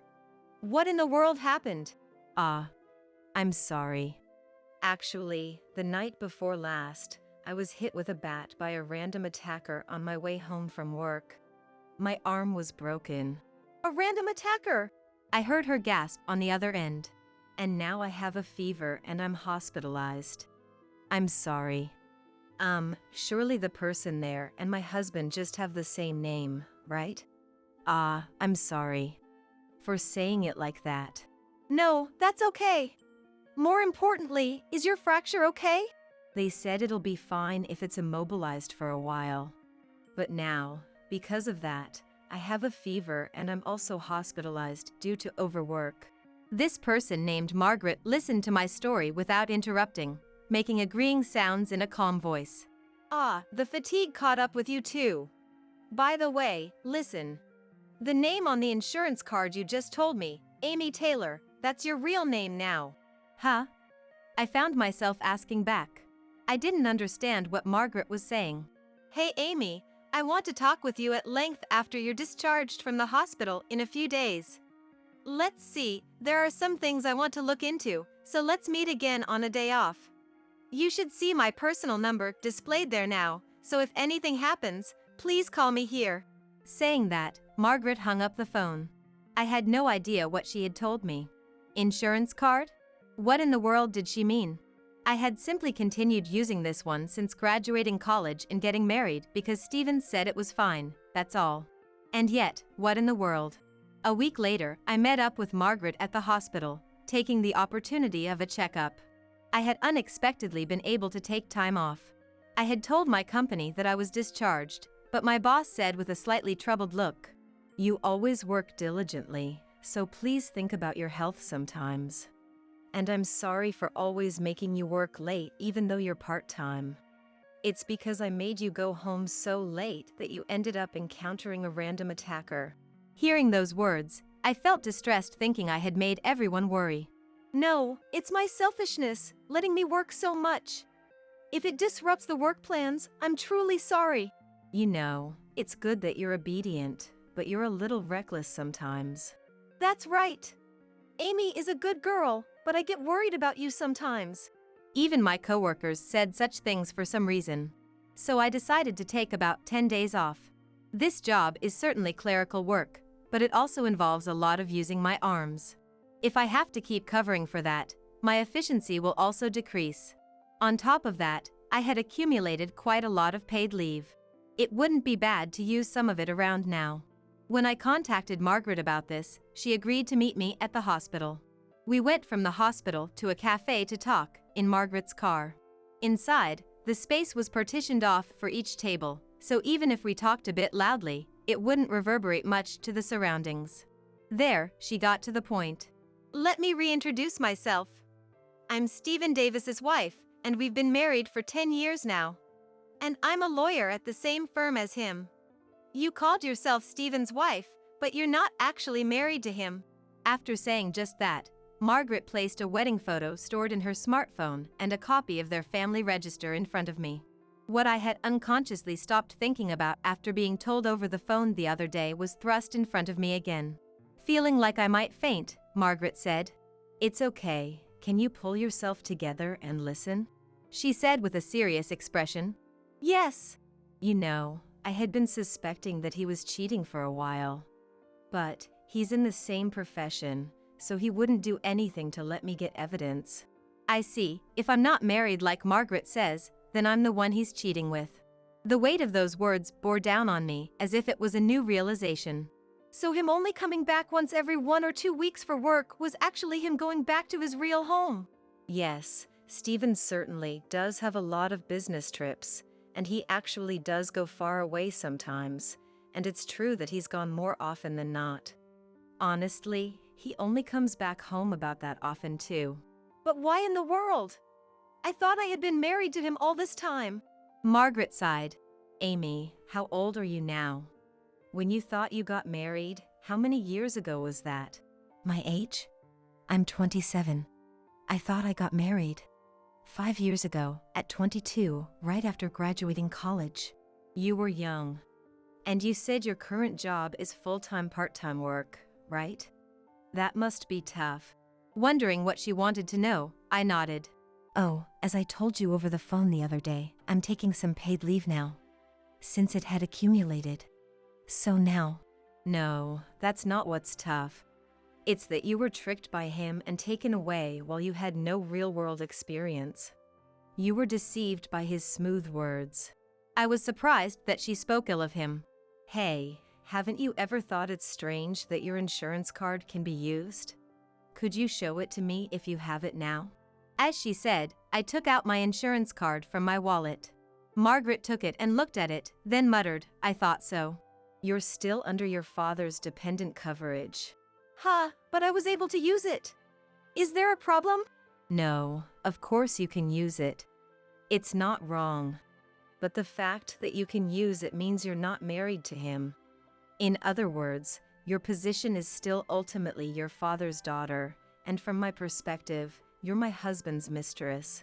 My head spun at the reality thrust upon me that I wasn't married to Stephen. Then Margaret squeezed my hand as if to say it's okay. Strangely, I didn't feel any anger toward this person. No, that's not it. I just had no sense of reality. Poor thing, you were deceived by that man. But honestly, you were a blind spot for me. A blind spot? The one I suspected of being the mistress was this person. She showed me a photo of a certain woman. My eyes were drawn to the figure in that photo. This person. Do you know her? I reflexively let out an Oh, and took out my smartphone. Then I opened the photo folder, and there it was. this. I showed one photo to her. This is the person who hit my arm with a bat. The photo showed a woman in a jersey holding a bat. It was the same person as the woman in the photo she had just shown me. Well done, Amy. Hey, did you show this to the police? No, I just noticed now. I'm really slow to notice these things. Margaret silently grimaced at my words. Then she lightly lowered her eyes and said, Wait a moment. and started pondering something for a while. Eventually, she opened her eyes and asked, Hey, Amy, who do you think is responsible for what happened to your arm? She questioned me like that. Who? It's this person. But I don't think the real cause is this person. That's why I want you to wait a bit before telling the police about this person and let me handle it for a little while, okay? I silently nodded. I thought there was nothing I could do now, and I had no choice but to rely on this person. Then another week passed, and Stephen finally came home. Welcome back. That was quite a long business trip. I was lonely. I greeted Stephen and said this in a cheerful voice while hugging him. Then my arm cast happened to hit around his chest. Ah, so this is the fracture mentioned in the message. Are you okay now? I wasn't okay. How many times do you think I wanted to contact you? I tried to send messages a few times, but I did as you said. You know, actually, I was hit with a bat. Saying that, I smoothly separated from Stephen. But I'm okay now. I properly went to the hospital and got examined. An ambulance came for me that time. I purposely didn't mention the police. By the way, actually, my friend is here today. A friend? That's unusual. From work? No, it's a friend I made recently. Hey, could you come over here for a bit? I want to introduce you. I took his hand with a smile and led him toward the living room. When I opened the door, the two women who were sitting on the sofa watching TV turned around to face us. You too, he is back. Hey, welcome back, Stephen. So you come back here too, huh? Margaret? And Jasmine. Why are you two together? One was Margaret, and the other was Jasmine, the other mistress who had attacked me that time. Come on, sit down, sit down. And I pushed the frozen Stephen toward the two of them with my working hand. The two of them forced the shocked and powerless Stephen into a seat from both sides. Why the hell are you here? Why? Because we became friends, you know? At Jasmine's words, the three of us simultaneously said, Yeah. Hey Stephen, you always said you were suffering because your wife looked down on you at the office and at home, and you wanted to punch her, so I went to teach her a lesson. But what, this Amy isn't even your wife? I ended up breaking her arm by mistake. It's your fault, you know? Huh, what the hell? Jasmine, you broke Amy's arm? So I thought I'd go to your wife's place, but when I followed you home and attacked the woman living there on the street at night, it was a huge mistake. I was just surrounding you, that's all, right? That's right. Jasmine was the one who had attacked me. Margaret had originally visited this person, whom she had investigated, directly and explained what had happened, asking for her cooperation. In exchange, she would defend her in the assault case against me this time. I never asked for that. Jasmine, did you really do it? Hitting Amy with a bat. Didn't ask? Didn't you think I'd do something like that? But you know, right now, I want to punch you. Jasmine grinned nastily and slammed her right fist into her left palm several times. Ha, why me? Are you stupid? No matter how much of a bitch I am, do you seriously think I'd cling to a guy who's dating 3 women at the same time? Just thinking that I was stuck on a man like this makes me feel like I'm really stupid and puts me in a bad mood. She bluntly said. And I thought. I was really stupid too. I was just surrounded by this person, but I believed his words that we were married and assumed I had become his wife. Come to think of it, I only signed the marriage license. I left the submission to him. Why didn't Steven try to go submit it together? It's obvious. There's no way he could submit it, so of course he wouldn't go together. I must have wanted to keep dreaming of being married to him without facing reality. That's why I couldn't think it was strange about the insurance card, which I should have noticed if I had looked into it a little. So, this is... I don't care about your excuses, Margaret said to Steven, who was trembling as he faced Jasmine, who looked like she might raise her hand at any moment. With Amy being found, all the evidence of your cheating has been gathered. I told my father everything, you know, to your father-in-law. Steven's face changed color. That person must be important for his position. Yes, I gathered the evidence and submitted it to my father, who had no eye for people and made me marry you based on your potential. And he had the rights to the firm transferred to me. So as the new director, my first decision is this. Steven, you will leave the firm. And I will submit what you did to the Bar Association. What? Well, of course. That's my father's firm. You entered it as my husband and worked as the next director, but if we kept employing someone who would do something so legally questionable, it would be a credibility problem for our firm. There's no way my father would let me stay with someone like this. So, you'll write this too. Margaret put divorce papers on the table and thrust them at him. Seeing that, words suddenly came out of my mouth too. Steven, you didn't even give me a divorce petition, let alone the marriage license from that time. He raised his face at that. Grease sweat was flowing profusely from his forehead. No, but you didn't ask anything. So you deceive young women all over the place? Hey Margaret, this guy works with the law, right? Yes, that's right. It's really shameful as a fellow professional. Seeing him flustered like this in front of the two of them, I really started to feel pathetic. Not just him, but myself too. To think that I was just waiting patiently for this kind of person every day while worrying about various things. When that thought suddenly crossed my mind, Jasmine's voice reached my ears. Hey Margaret, can I sock this guy one? What should we do? If you hit or hurt anyone else, the charges will increase, you know? It's fine. Then Margaret will defend me with all her might, right? Then Margaret smiled and said, yes, that might be okay. Saying that casually, she nonchalantly moved away from the two of them. All right. Stop, please stop it. What, did you think I was going to punch you? Jasmine promptly took something out of the bag she had brought. A red and yellow two-tone canned food. Moreover, it seemed to be slightly swollen. Then, Margaret quietly came over to me and whispered, listen, Amy, when Jasmine throws that at Steven, get out of the house immediately. Huh? While such a conversation was exchanged between us, Jasmine turned to Steven and said, thanks for everything. This is my gratitude for until now. She threw the swollen canned food with all her might.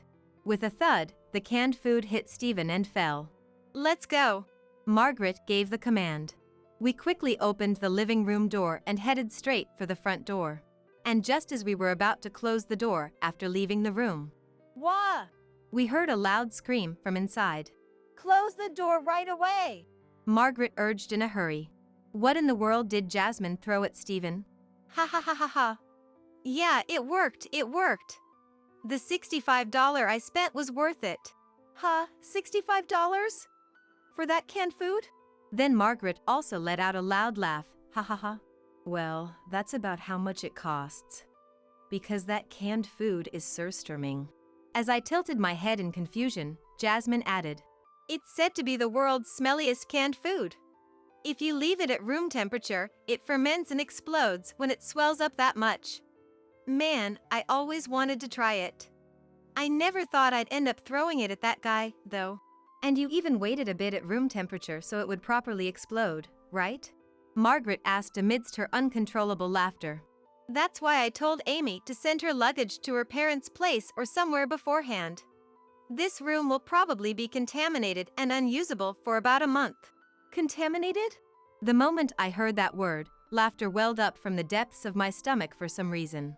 The image of Stephen, who had been pretending to be so cool until now, kept appearing and disappearing in my mind. Well, Margaret, I'm going to turn myself in to the police, so come with me. Right, there's also the matter of whether to press charges, so Amy, you come too. Wait a second. I told the two of them to step away from the door a little.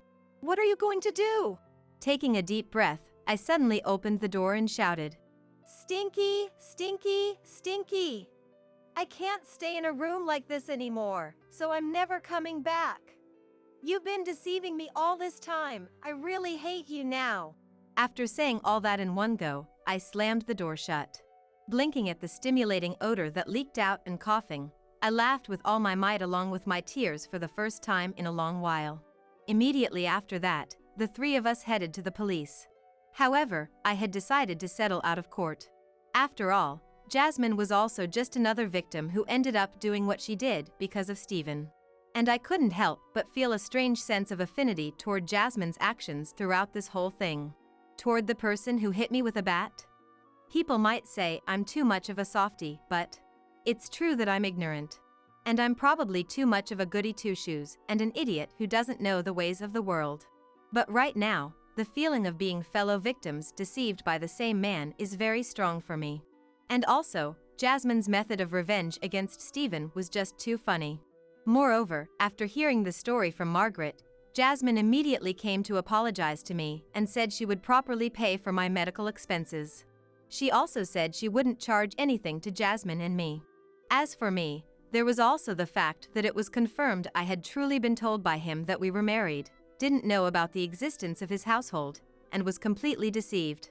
In other words, he liked young girls. Margaret said after everything was sorted out. Actually, you were dating him since you were a student too, right? Did Stephen perhaps offer you money? No, that's not it. I genuinely thought it was true love. I really loved him. He must have taken advantage of that. And she sighed again. But still, the fact that I had such a man as my husband was terrible in itself. By the way, Stephen exploded the canned food inside that room, and the terrible smell permeated it to a frightening degree, making him unable to appear in public for a while. Of course, the room he had me staying in also became unusable because of the canned food. Apparently, even if you were to do house cleaning, it would require a special level of cleaning. And I heard from Margaret later that it cost quite a lot. On top of that, along with the divorce petition, he was also charged a large amount of compensation for his infidelity. There's also the matter of the bar association that Margaret mentioned when she said she would fire him from the firm. As a result of reporting Stephen's actions to the bar association, he was removed from the association's registry. I don't know the details, but apparently, lawyers can't work unless they're registered with the bar association. Now, how will Stephen pay for all these massive expenses? Well, that's none of my business. Even so, for someone who studied extremely hard to obtain a qualification that seems impossibly difficult to me, to lose the ability to use it because of something like this, could it be that Stephen was even more of an idiot than me? In any case, the price he has to pay for what he did to us three women is high. I hope he will thoroughly reflect on his actions. After that, I returned to my parents' home and am currently preparing to start job hunting again once my arm heals. I quit the part-time job I had been working at for 5 years because I decided to move back in with my parents after this incident. When I went to my parents' place to send my belongings, Margaret came with me and put in a good word for me to my parents. She also introduced me to several law firms near my parents' home for my job search. So now I'm preparing for that job hunt. By the way, it seems my parents had a vague idea of where I was and what kind of life I was living. That's because the fact that I was using my insurance card under my father's dependent coverage means that the medical statements were being sent to my parents' home. So my parents automatically received notifications about where and how many times I went to the doctor. Looking at that, my parents were relieved that I wasn't suffering from any particularly serious illnesses or injuries and that I hadn't gotten pregnant. In other words, my parents were patiently waiting for me to wake up on my own. I was really an idiot. By the way, Margaret, Jasmine, and I have become close enough to create a group on social media and exchange messages. And we're also talking about having a meal together once I find a new job. At that time, we plan to laugh about Steven's current state as well. I wasted 5 years of my 20s, but from now on, I want to reflect on my own naivety and become able to manage on my own. The cake cutting ceremony was her dream. You're going to be my wife, so just put up with it. Excuse me? What are you talking about? It was our wedding day. I was at a loss for words, stunned by my husband Eric's outrageous statement. Wait a minute. The bride and groom are supposed to do the cake cutting, right? Why should I let someone else do it? Victoria, Eric's childhood friend wearing an almost white dress, glares at me. Ashley, this is your second marriage, isn't it? You're lucky to be wearing a wedding dress at your age, so you could at least let me do the cake cutting. At least the cake cutting. 3 seconds later, for some reason, the wedding venue staff all stood up at once, and one of them spoke up with a frightening expression. We're terribly sorry, but we must ask you to leave. The guests are also giving Eric and Victoria cold looks. Emboldened by the atmosphere in the room, I glared at Eric and Victoria. I'm done dealing with people like this. I'm going to cut ties with them right here and now. My name is Ashley, and I'm 45 years old. After my husband passed away 10 years ago, I raised our daughter Lauren on my own. It was tough working and raising Lauren at the same time, but with my late husband's inheritance and help from those around me, Lauren successfully entered college 3 years ago. Since then, Eric from the same company had been actively pursuing me, and although I was hesitant, we started dating 2 years ago. Eric was very kind and treated Lauren well too. And half a year ago, Eric finally proposed to me. I will make you happy. Please marry me. I had my doubts about remarrying, but with Lauren's encouragement, I decided to marry Eric this month. Eric's parents had already passed away, and the only relative living nearby now was his cousin and childhood friend, Victoria. As soon as I agreed to the marriage, the 3 of us decided to have dinner together. She's a bit too close, but she's not a bad person. She's like a little sister to me. Please try to get along with her. Okay. I'm looking forward to it. Lauren is supportive of my remarriage, and Eric is kind. I've been working hard every day to raise Lauren well, and I plan to continue doing my best for her sake. But maybe it's okay for me to pursue a little happiness for myself too. I was starting to think that way. I never imagined things would turn out like this. We decided to meet Victoria at a French restaurant in the neighborhood. When we arrived at the restaurant, Victoria was already seated at our reserved table. Eric. Long time no see. How've you been? 5 years younger than Eric and 10 years younger than me, Victoria looked vibrant, her stylish appearance brimming with confidence. Wow, marrying your boss? I could never do that. It was an extremely rude thing to say, but I restrained myself from making a face.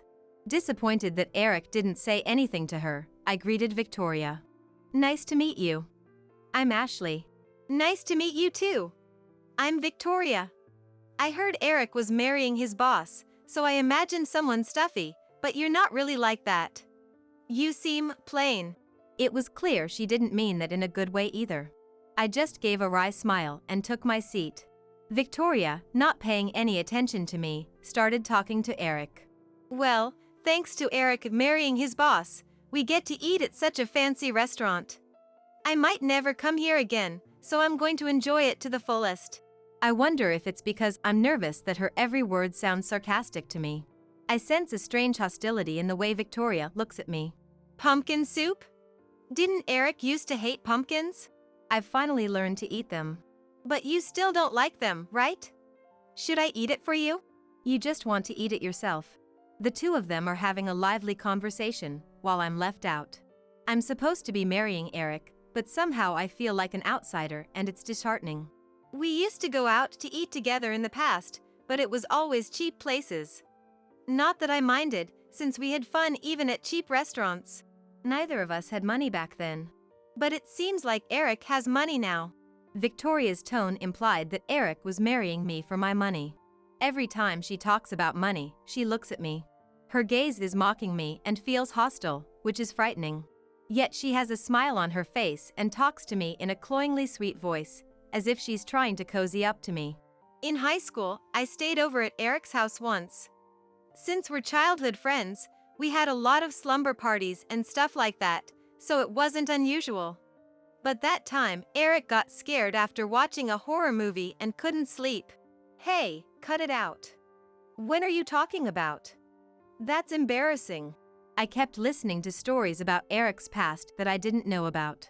The conversation, which should have been heartwarming, had a tension like walking on thin ice, and it was quite exhausting. I was doing my best just to keep a polite smile on my face, not saying anything witty, and just listening to Victoria and Eric's reminiscences the whole time. I was worried that Eric's wife might be some incredibly beautiful, wicked woman. I'm surprised she's just an ordinary person. She seems steady even after marriage, so that's a relief. Even when she says something like that with a condescending look, I can't even come up with a good retort. Perhaps pleased by my constant smiling, Victoria spoke to me in an even sweeter voice. You have a 20-year-old daughter, right? It must be hard raising her on your own. Ashley, you look like you've had a tough time. Do I? Yes, you do. Didn't you consider remarrying anyone besides Eric? The atmosphere feels like it's frozen. Eric frowns slightly as he looks at Victoria, but he doesn't seem to be about to say anything. Disappointed that he's not helping me, I choose my words carefully. Not really. I was preoccupied with my daughter, and I only started dating Eric because he asked me out. If it wasn't for that, I probably wouldn't have remarried even now. Victoria's face contorts. She doesn't seem to like my response, and looks like she's about to click her tongue. But she quickly changes it to an exaggerated fake smile. Huh. I guess you two are alike? Eric doesn't have any female friends besides me either, and he's not popular with women at all. She probably means to say that I'm also just not sought after by the opposite sex. After being constantly insulted throughout today's dinner, I no longer felt any irritation. Perhaps my emotions have gone numb from enduring too much. All that's left is a terrible sense of fatigue. I don't feel irritated, but in exchange, I barely remember the taste of the food either. After parting with Victoria, Eric was in high spirits. Victoria is like a little sister to me, so please try to get along with her. Does he not think anything of the conversation at today's dinner? Do I have to get along with someone who says such nasty things and looks down on me like that? It was the first event that made me anxious about marrying Eric. Perhaps realizing that I was having doubts about the marriage, Eric suggested that we have a wedding ceremony.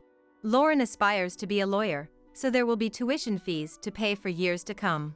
There are various other things I want to prepare for as well, so I was reluctant to have a wedding. Initially, Eric was inclined to respect my wishes, but since the dinner the other day, he's been insisting on having a wedding ceremony. Since we're getting married, let's do it properly. I want my colleagues and friends to celebrate with us. Okay. Well, if you insist. Eric and I visited various wedding venues together. We considered options like having a members-only wedding or inviting only close relatives.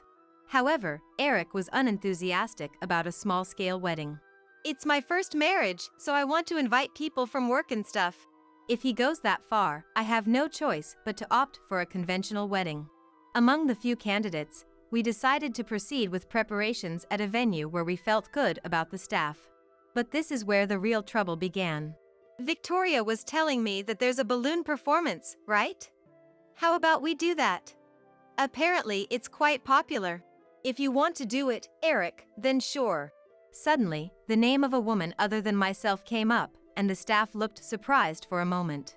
But they quickly returned to a smile and presented a plan. If that's the case, we have a plan like this as well. As expected of professionals. I also listened to the staff's suggestions and put together a plan. Victoria said buffets are popular, didn't she? Is that so? And what was it? Oh, she said she dreams of having a candle service. It went on like this the whole time, with Victoria's name coming up whenever he expressed an opinion. Even the staff were exasperated by this, and some of them looked at me with pity. Oh, Victoria said. Hey, this is our wedding, isn't it? Do Victoria's opinions matter that much? After saying it for the umpteenth time, I finally raised my voice. Eric seemed surprised by my attitude, apparently not expecting it. Don't get so angry. I was just trying to make various suggestions because you didn't seem enthusiastic, Ashley. But they're not your opinions. It makes me worried about our future life together. He seemed scared of me getting irritated after all. Eric hurriedly darted his eyes around. I'm sorry. I didn't have anything else to refer to. I thought this might be what women dream of, so I didn't mean any harm. I'm not entirely satisfied, but I can't argue further in front of the wedding venue staff. So then, what kind of atmosphere are you hoping for, Ashley? Well, I'd like a wedding where the guests can enjoy themselves and celebrate with us. In that case, how about a flower shower performance? The guests will enjoy it too, and the whole venue will celebrate together, so it's been a popular choice for many years. Yes, a flower shower sounds lovely. The planner also made various other suggestions, like preparing the dress and the video to play at the wedding. They were considerate of me, who had gotten irritated, and tried to ensure I could enjoy the wedding. Honestly, the wedding venue staff were far more attentive to me than Eric, who kept insensitively talking about Victoria. Just as we somehow finished the arrangements, an event occurred that increased my fatigue even further. Oh, hello. I was in the neighborhood, so I dropped by your house. Incredibly, Victoria showed up at my house unannounced. Eric is currently living at my house.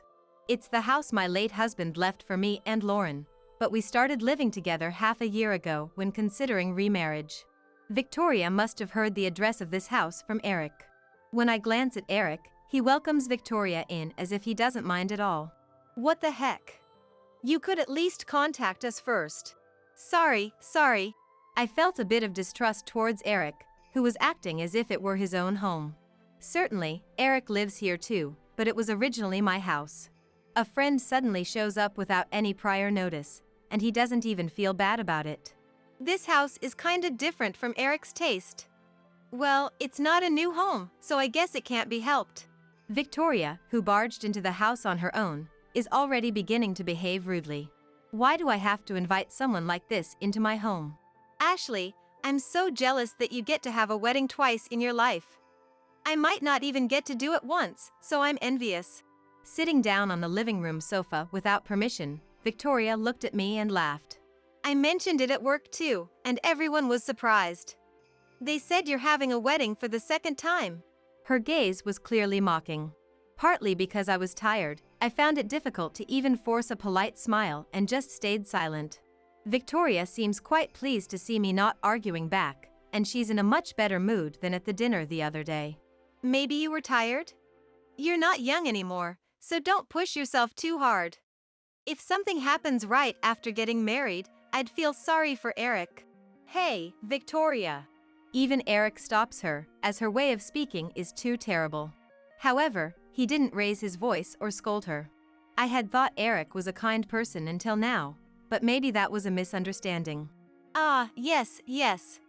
Well then, I'm looking forward to the wedding. With a storm-like commotion, Victoria left in the blink of an eye. Sorry. She's always been the type who can't read the room. I see. So this person doesn't scold her himself and blames everything on others? I don't want to be involved with Victoria and her lack of common sense, but I was starting to feel strong distrust towards Eric as well. I might not be able to find happiness even if I marry this person. But I've already told the company about the marriage, and we've gotten married. All that's left is the wedding ceremony. Considering canceling the wedding and getting divorced in this situation, I knew I would be plagued by even more fatigue than now. Plus, with us working at the same company, I'm worried about rumors and such. I can't quit my job for Lauren's sake either. I wondered how things had turned out this way, but I couldn't find an answer. Despite hesitating and feeling lost, I was unable to make a decisive judgment, and the wedding day finally arrived. The wedding, with invited company associates, friends, and relatives from both sides, was a fairly large scale, and I felt a bit heavy-hearted. Victoria was among the invited guests. I felt embarrassed thinking about the other guests witnessing her outrageous behavior. I'm worried. What's wrong? It looks like it'll be a good wedding. I'm looking forward to it. Eric doesn't seem to understand anything. I'm too weary to even explain, so I just smile vaguely. Sure enough, the answer to who was right between me and Eric came out immediately. This is the kind of wedding I'd always dreamed of. It's great. I bet I can take some nice photos. At the wedding venue, Victoria was frolicking about as if she were the star of the show. She seemed busy taking selfies in front of decorations she liked. And her dress was a whitish beige. The long dress with a floral lace motif looked like something you'd wear to a wedding reception. She was acting as if she were the main character. Oh, Ashley. Your wedding dress is absolutely gorgeous. You look like a different person. White really stands out, it makes you look younger. All the guests, including those invited by Eric, had unpleasant expressions on their faces. You must be used to it by now, since it's your second time. The venue looks totally amazing. She directed rude words at me, not caring about the atmosphere of the venue or the reactions of those around us. Are you going to read a letter to your daughter instead of your parents? I didn't know that was a real thing. That's kind of interesting. Her words and actions were beyond the pale. Her outrageous lack of common sense was shocking even to Lauren, a college student. Ma'am, please return to your seat. What's the big deal? It's fine for a little bit. You're disturbing the other guests. Such exchanges had taken place many times since Victoria arrived at the wedding venue. I'm deeply glad we didn't opt for a buffet-style reception. I hate having to scold her over and over, but it would be even more troublesome if I couldn't get her back to her seat and she did as she pleased. I rally myself to endure until this wedding is over. However, an incident occurred that easily shattered my resolve. During the cake cutting, Victoria suddenly stood up from her seat. Ashley, move. This is my time to shine. Huh? Before I knew it, I had been pushed aside by Victoria, and she and Eric were at the center of the venue. Eric was smiling, but the staff, myself, and the other guests were all dumbfounded. Yes. I've always wanted to do the cake cutting. Wait a minute. Why is Victoria trying to do it? To my bewildered self, a smiling Eric says, This girl has always dreamed of doing the cake cutting. You're my wife, so just put up with it. Excuse me? I was already fed up with Victoria's outrageous behavior, but now Eric, who should be on my side, was saying something utterly ridiculous, leaving me at a loss for words. Hold on a second. The cake cutting? Something that the bride and groom are supposed to do. Why do I have to let someone else do it? Victoria glares at me. Her dress, close to white, has a design that could pass for a modest wedding dress. It's becoming unclear which one of us is the star of the show. Ashley, this is your second wedding, right? You're lucky to be wearing a wedding dress at your age, so you could at least let me do the cake cutting. The cake cutting, at least? I couldn't ignore her comment about the wedding dress either, but I also couldn't believe she was trying to do the cake cutting. I was rendered speechless. 3 seconds later, for some reason, the wedding venue staff all stood up at once, and one of them spoke up with a frightening expression. We're terribly sorry, but we must ask you to leave. The invited guests are also glaring coldly at Eric and Victoria. Until a moment ago, I felt like I alone had turned the whole world against me, but it seems I'm not alone.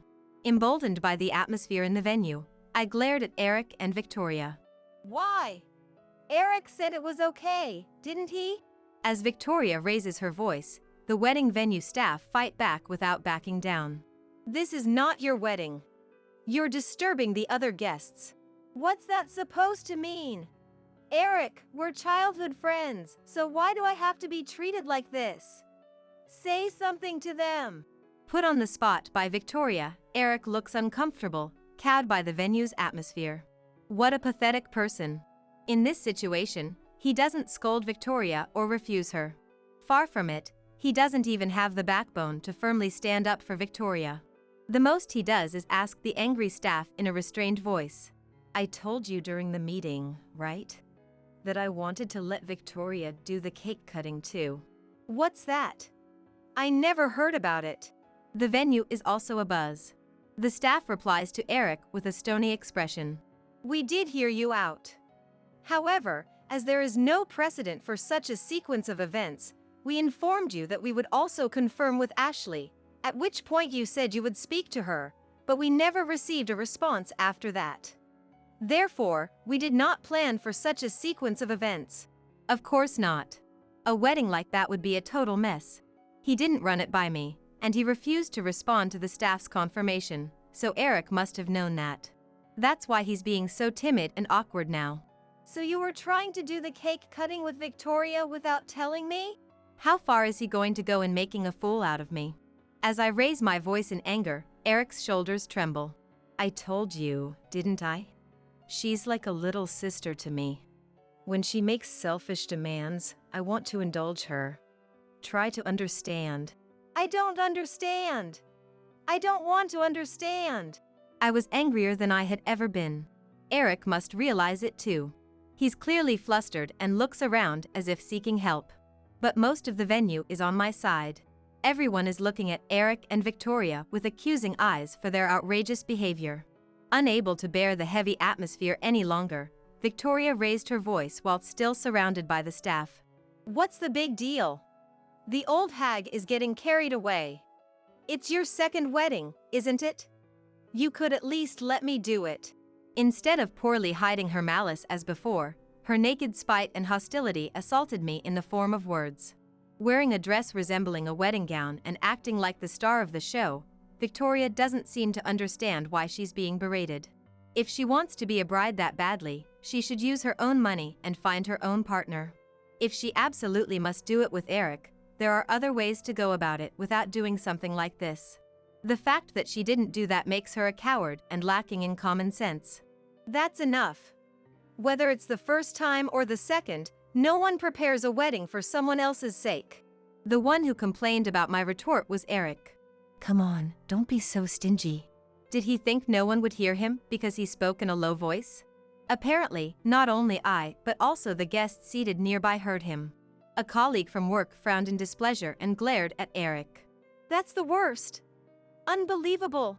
Faced with criticism brimming with disgust, Eric cowers again. It's getting pathetic. Did I ever say even once that I wanted to have a wedding of my own accord? I prepared it because you insisted on having one no matter what. So this was your goal? Then you should have just married Victoria from the start. Neither childhood friends nor cousins are too closely related to marry. If he wants to get married, he should go ahead and do it. He can do whatever he wants, whether it's the cake cutting or anything else. I had no idea why he was dragging me into this. Calm down, this is embarrassing in front of everyone. My anger swells up again. Which one of us is the embarrassing one? Apparently, I wasn't the only one who thought so. Lauren stands up from her seat among the relatives. You two are the embarrassing ones, not us. Lauren strides up to Eric and grabs his clothes. Her arms are trembling, and I can tell she's furious to the core. She's always been strong-willed and hates underhanded behavior. It's easy to imagine that she can't forgive Victoria and Eric's outrageous conduct. I supported you because you said you would cherish Mom. I'm so disappointed that you would do something like this. How dare you deceive me? I will never forgive you. Then Lauren glared at Victoria as well. How dare you make a fool of Mom to this extent? That dress, your attitude, it's all too outrageous. Excuse me? Don't get cheeky with me. Which one of us is being outrageous? Why do I have to put up with this treatment? It's because Ashley is wearing a wedding dress and getting all excited at her age, doing embarrassing things, that this is happening. Everyone around me was laughing about how embarrassing it is. I didn't strongly desire to have this wedding in the first place. But did someone think of me that way? Is it that embarrassing to wear a wedding dress for the second time after turning 40? I feel anxious wondering if people at work think of me that way too. Seeing my face on the verge of tears, Victoria looked triumphant. However, voices of criticism rise up against Victoria from a different place than Lauren. The number of times and age have nothing to do with it. It was the venue staff who had attended many wedding meetings with me. Everyone is glaring at Victoria, openly expressing their anger. That's right. I was insulted too, but that's not all. Victoria insulted the work of the wedding venue staff to an unimaginable degree. So the staff's anger was truly justified. A wedding is something you hold while being blessed. It's about accepting the celebrations from those around you, being grateful, and deepening your bonds. A wedding is where you make new vows for your future life. That's right. Another staff member spoke up as well. This wedding venue and the schedule all have important meaning. It's not just some party like you say. It's not something so trivial. You're the one who should be ashamed for thinking a wedding is just some fashion show or something. Their rebuttals were a saving grace for me. And as if emboldened by the staff's voices, one guest after another starts voicing their objections. You're being totally outrageous. Hurry up and leave. Why did Eric allow something like this? In addition to work associates, boos can be heard even from Eric's relatives. I don't want to think of him as relatives. It's embarrassing. I feel sorry for Ashley. Faced with the cold stares from the entire venue, Victoria and Eric are driven into a corner. Lauren was still angry, but she calmed down when I stroked her back. Thank you, Lauren, for getting angry for me. Mom, it's not just me. Everyone is angry about how you're being treated. Now it seemed like the whole venue had become my ally. The days of being jerked around by Victoria and Eric feel like a lie. Lauren continued speaking. This is unbelievable. I can't believe my beloved mom is being treated like this. As she spoke, her emotions seemed to rise again, and Lauren finally burst into tears. I hugged Lauren to console her, then turned to face Victoria and Eric again. Making Lauren cry is absolutely unacceptable. I need to reflect on that too. But first, I have to deal with Victoria and Eric, who are the cause of all this. I don't think I can live with you anymore. I'm getting a divorce. Just tell me where to send your belongings. Eric's voice cracks. You're joking, right? We invited people from work to the wedding and everything. That's precisely why I think they'll understand. When I glance at the venue, my boss and colleagues nod in agreement. That's right. I think that's the only option. If things have turned out this way, I'd be more surprised if Ashley said she wouldn't get a divorce. Eric is being driven into a corner. His face has turned pale, and sweat is pouring out of his entire body. The people from work are on my side, which means it could affect his standing at the company, and even his chances of promotion. He was being cornered more than meets the eye. Behind him, Victoria has an awkward expression on her face. She's acting like she has nothing to do with it, but does she think she'll get away unscathed? And Victoria, I'll have you pay for the cost of this wedding that you've ruined. Huh? Why should I have to? The staff restrains Victoria as she tries to approach me. I'm sorry for causing trouble, but I can't let Victoria off the hook. You acted like the star of the show, so that's not going to fly. And Eric, I'll be seeking compensation from you in the divorce trial as well. Why me too? Lauren, who had been crying until then, raised her head. Her tears had already stopped, and her eyes were filled with strong determination. Because you were cheating. The wedding venue has a screen set up to show memorable videos and such. On that screen, a photo of Eric and Victoria walking arm in arm was displayed. Victoria's attitude was so weird that even Mom thought it was unnatural and consulted with me about it. So I looked into it myself. Lauren was very reliable. As someone aspiring to be a lawyer, Lauren and her friends are well versed in the law, and they know better than me who to turn to in cases like this. You two have been dating for a long time, haven't you? All your friends from college knew about it. They were surprised to hear that Eric was marrying someone else. That's... Eric looked at me. His gaze seemed to be seeking help, but I avoid meeting his eyes and ignore him. No matter what kind of woman he was with or what their relationship was, I no longer felt anything. It was a lot of work to investigate, even with the cooperation of your school friends. But it was worth it. The photos displayed on the screen turn into even more decisive evidence. Photos of Victoria and Eric entering a resort hotel together. Photos of them kissing in a car. The photos shown one after another had, of course, been checked by me in advance. I've entrusted Mom's case to my mentor, a lawyer. Don't think you can run away.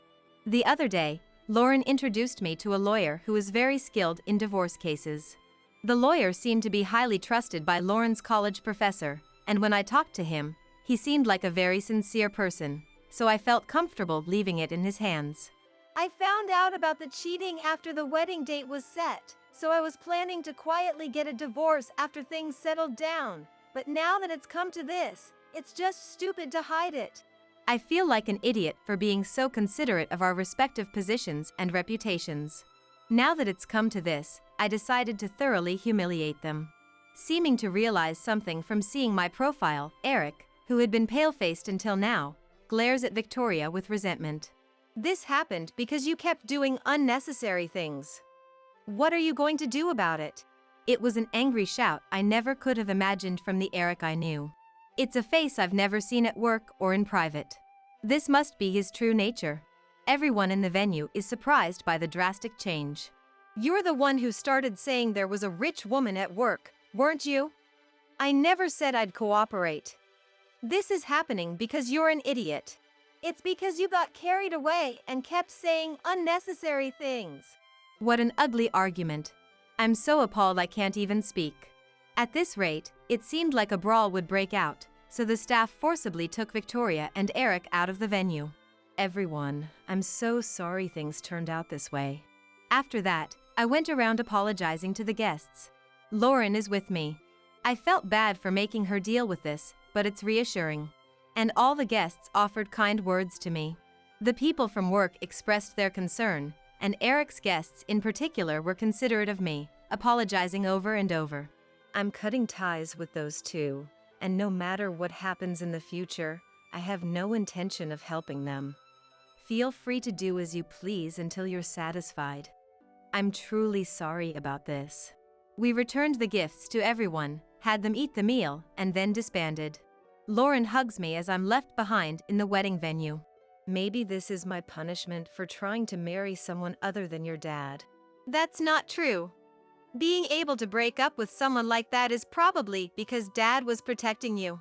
While hoping that was true, I cried a little. With the fight at the wedding venue, the divorce and claim for compensation in the divorce trial proceeded very smoothly. As I declared, I demanded a settlement and the cost of the wedding from Victoria. Combined with the claim for compensation from Eric in the divorce trial and the expenses during the marriage period, I was told I could definitely get it. Eric apparently quit his job quietly as it became uncomfortable for him at the company, and moved into Victoria's house, but an argument broke out when Victoria got angry at Eric for not working and tried to kick him out. He apparently got rough with Victoria and was arrested by the police.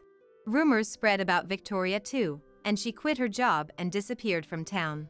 Even so, Lauren apparently can't forgive the two of them and is waiting for a chance to seize their assets. After that, I got tired of romance and spent my days happily with Lauren.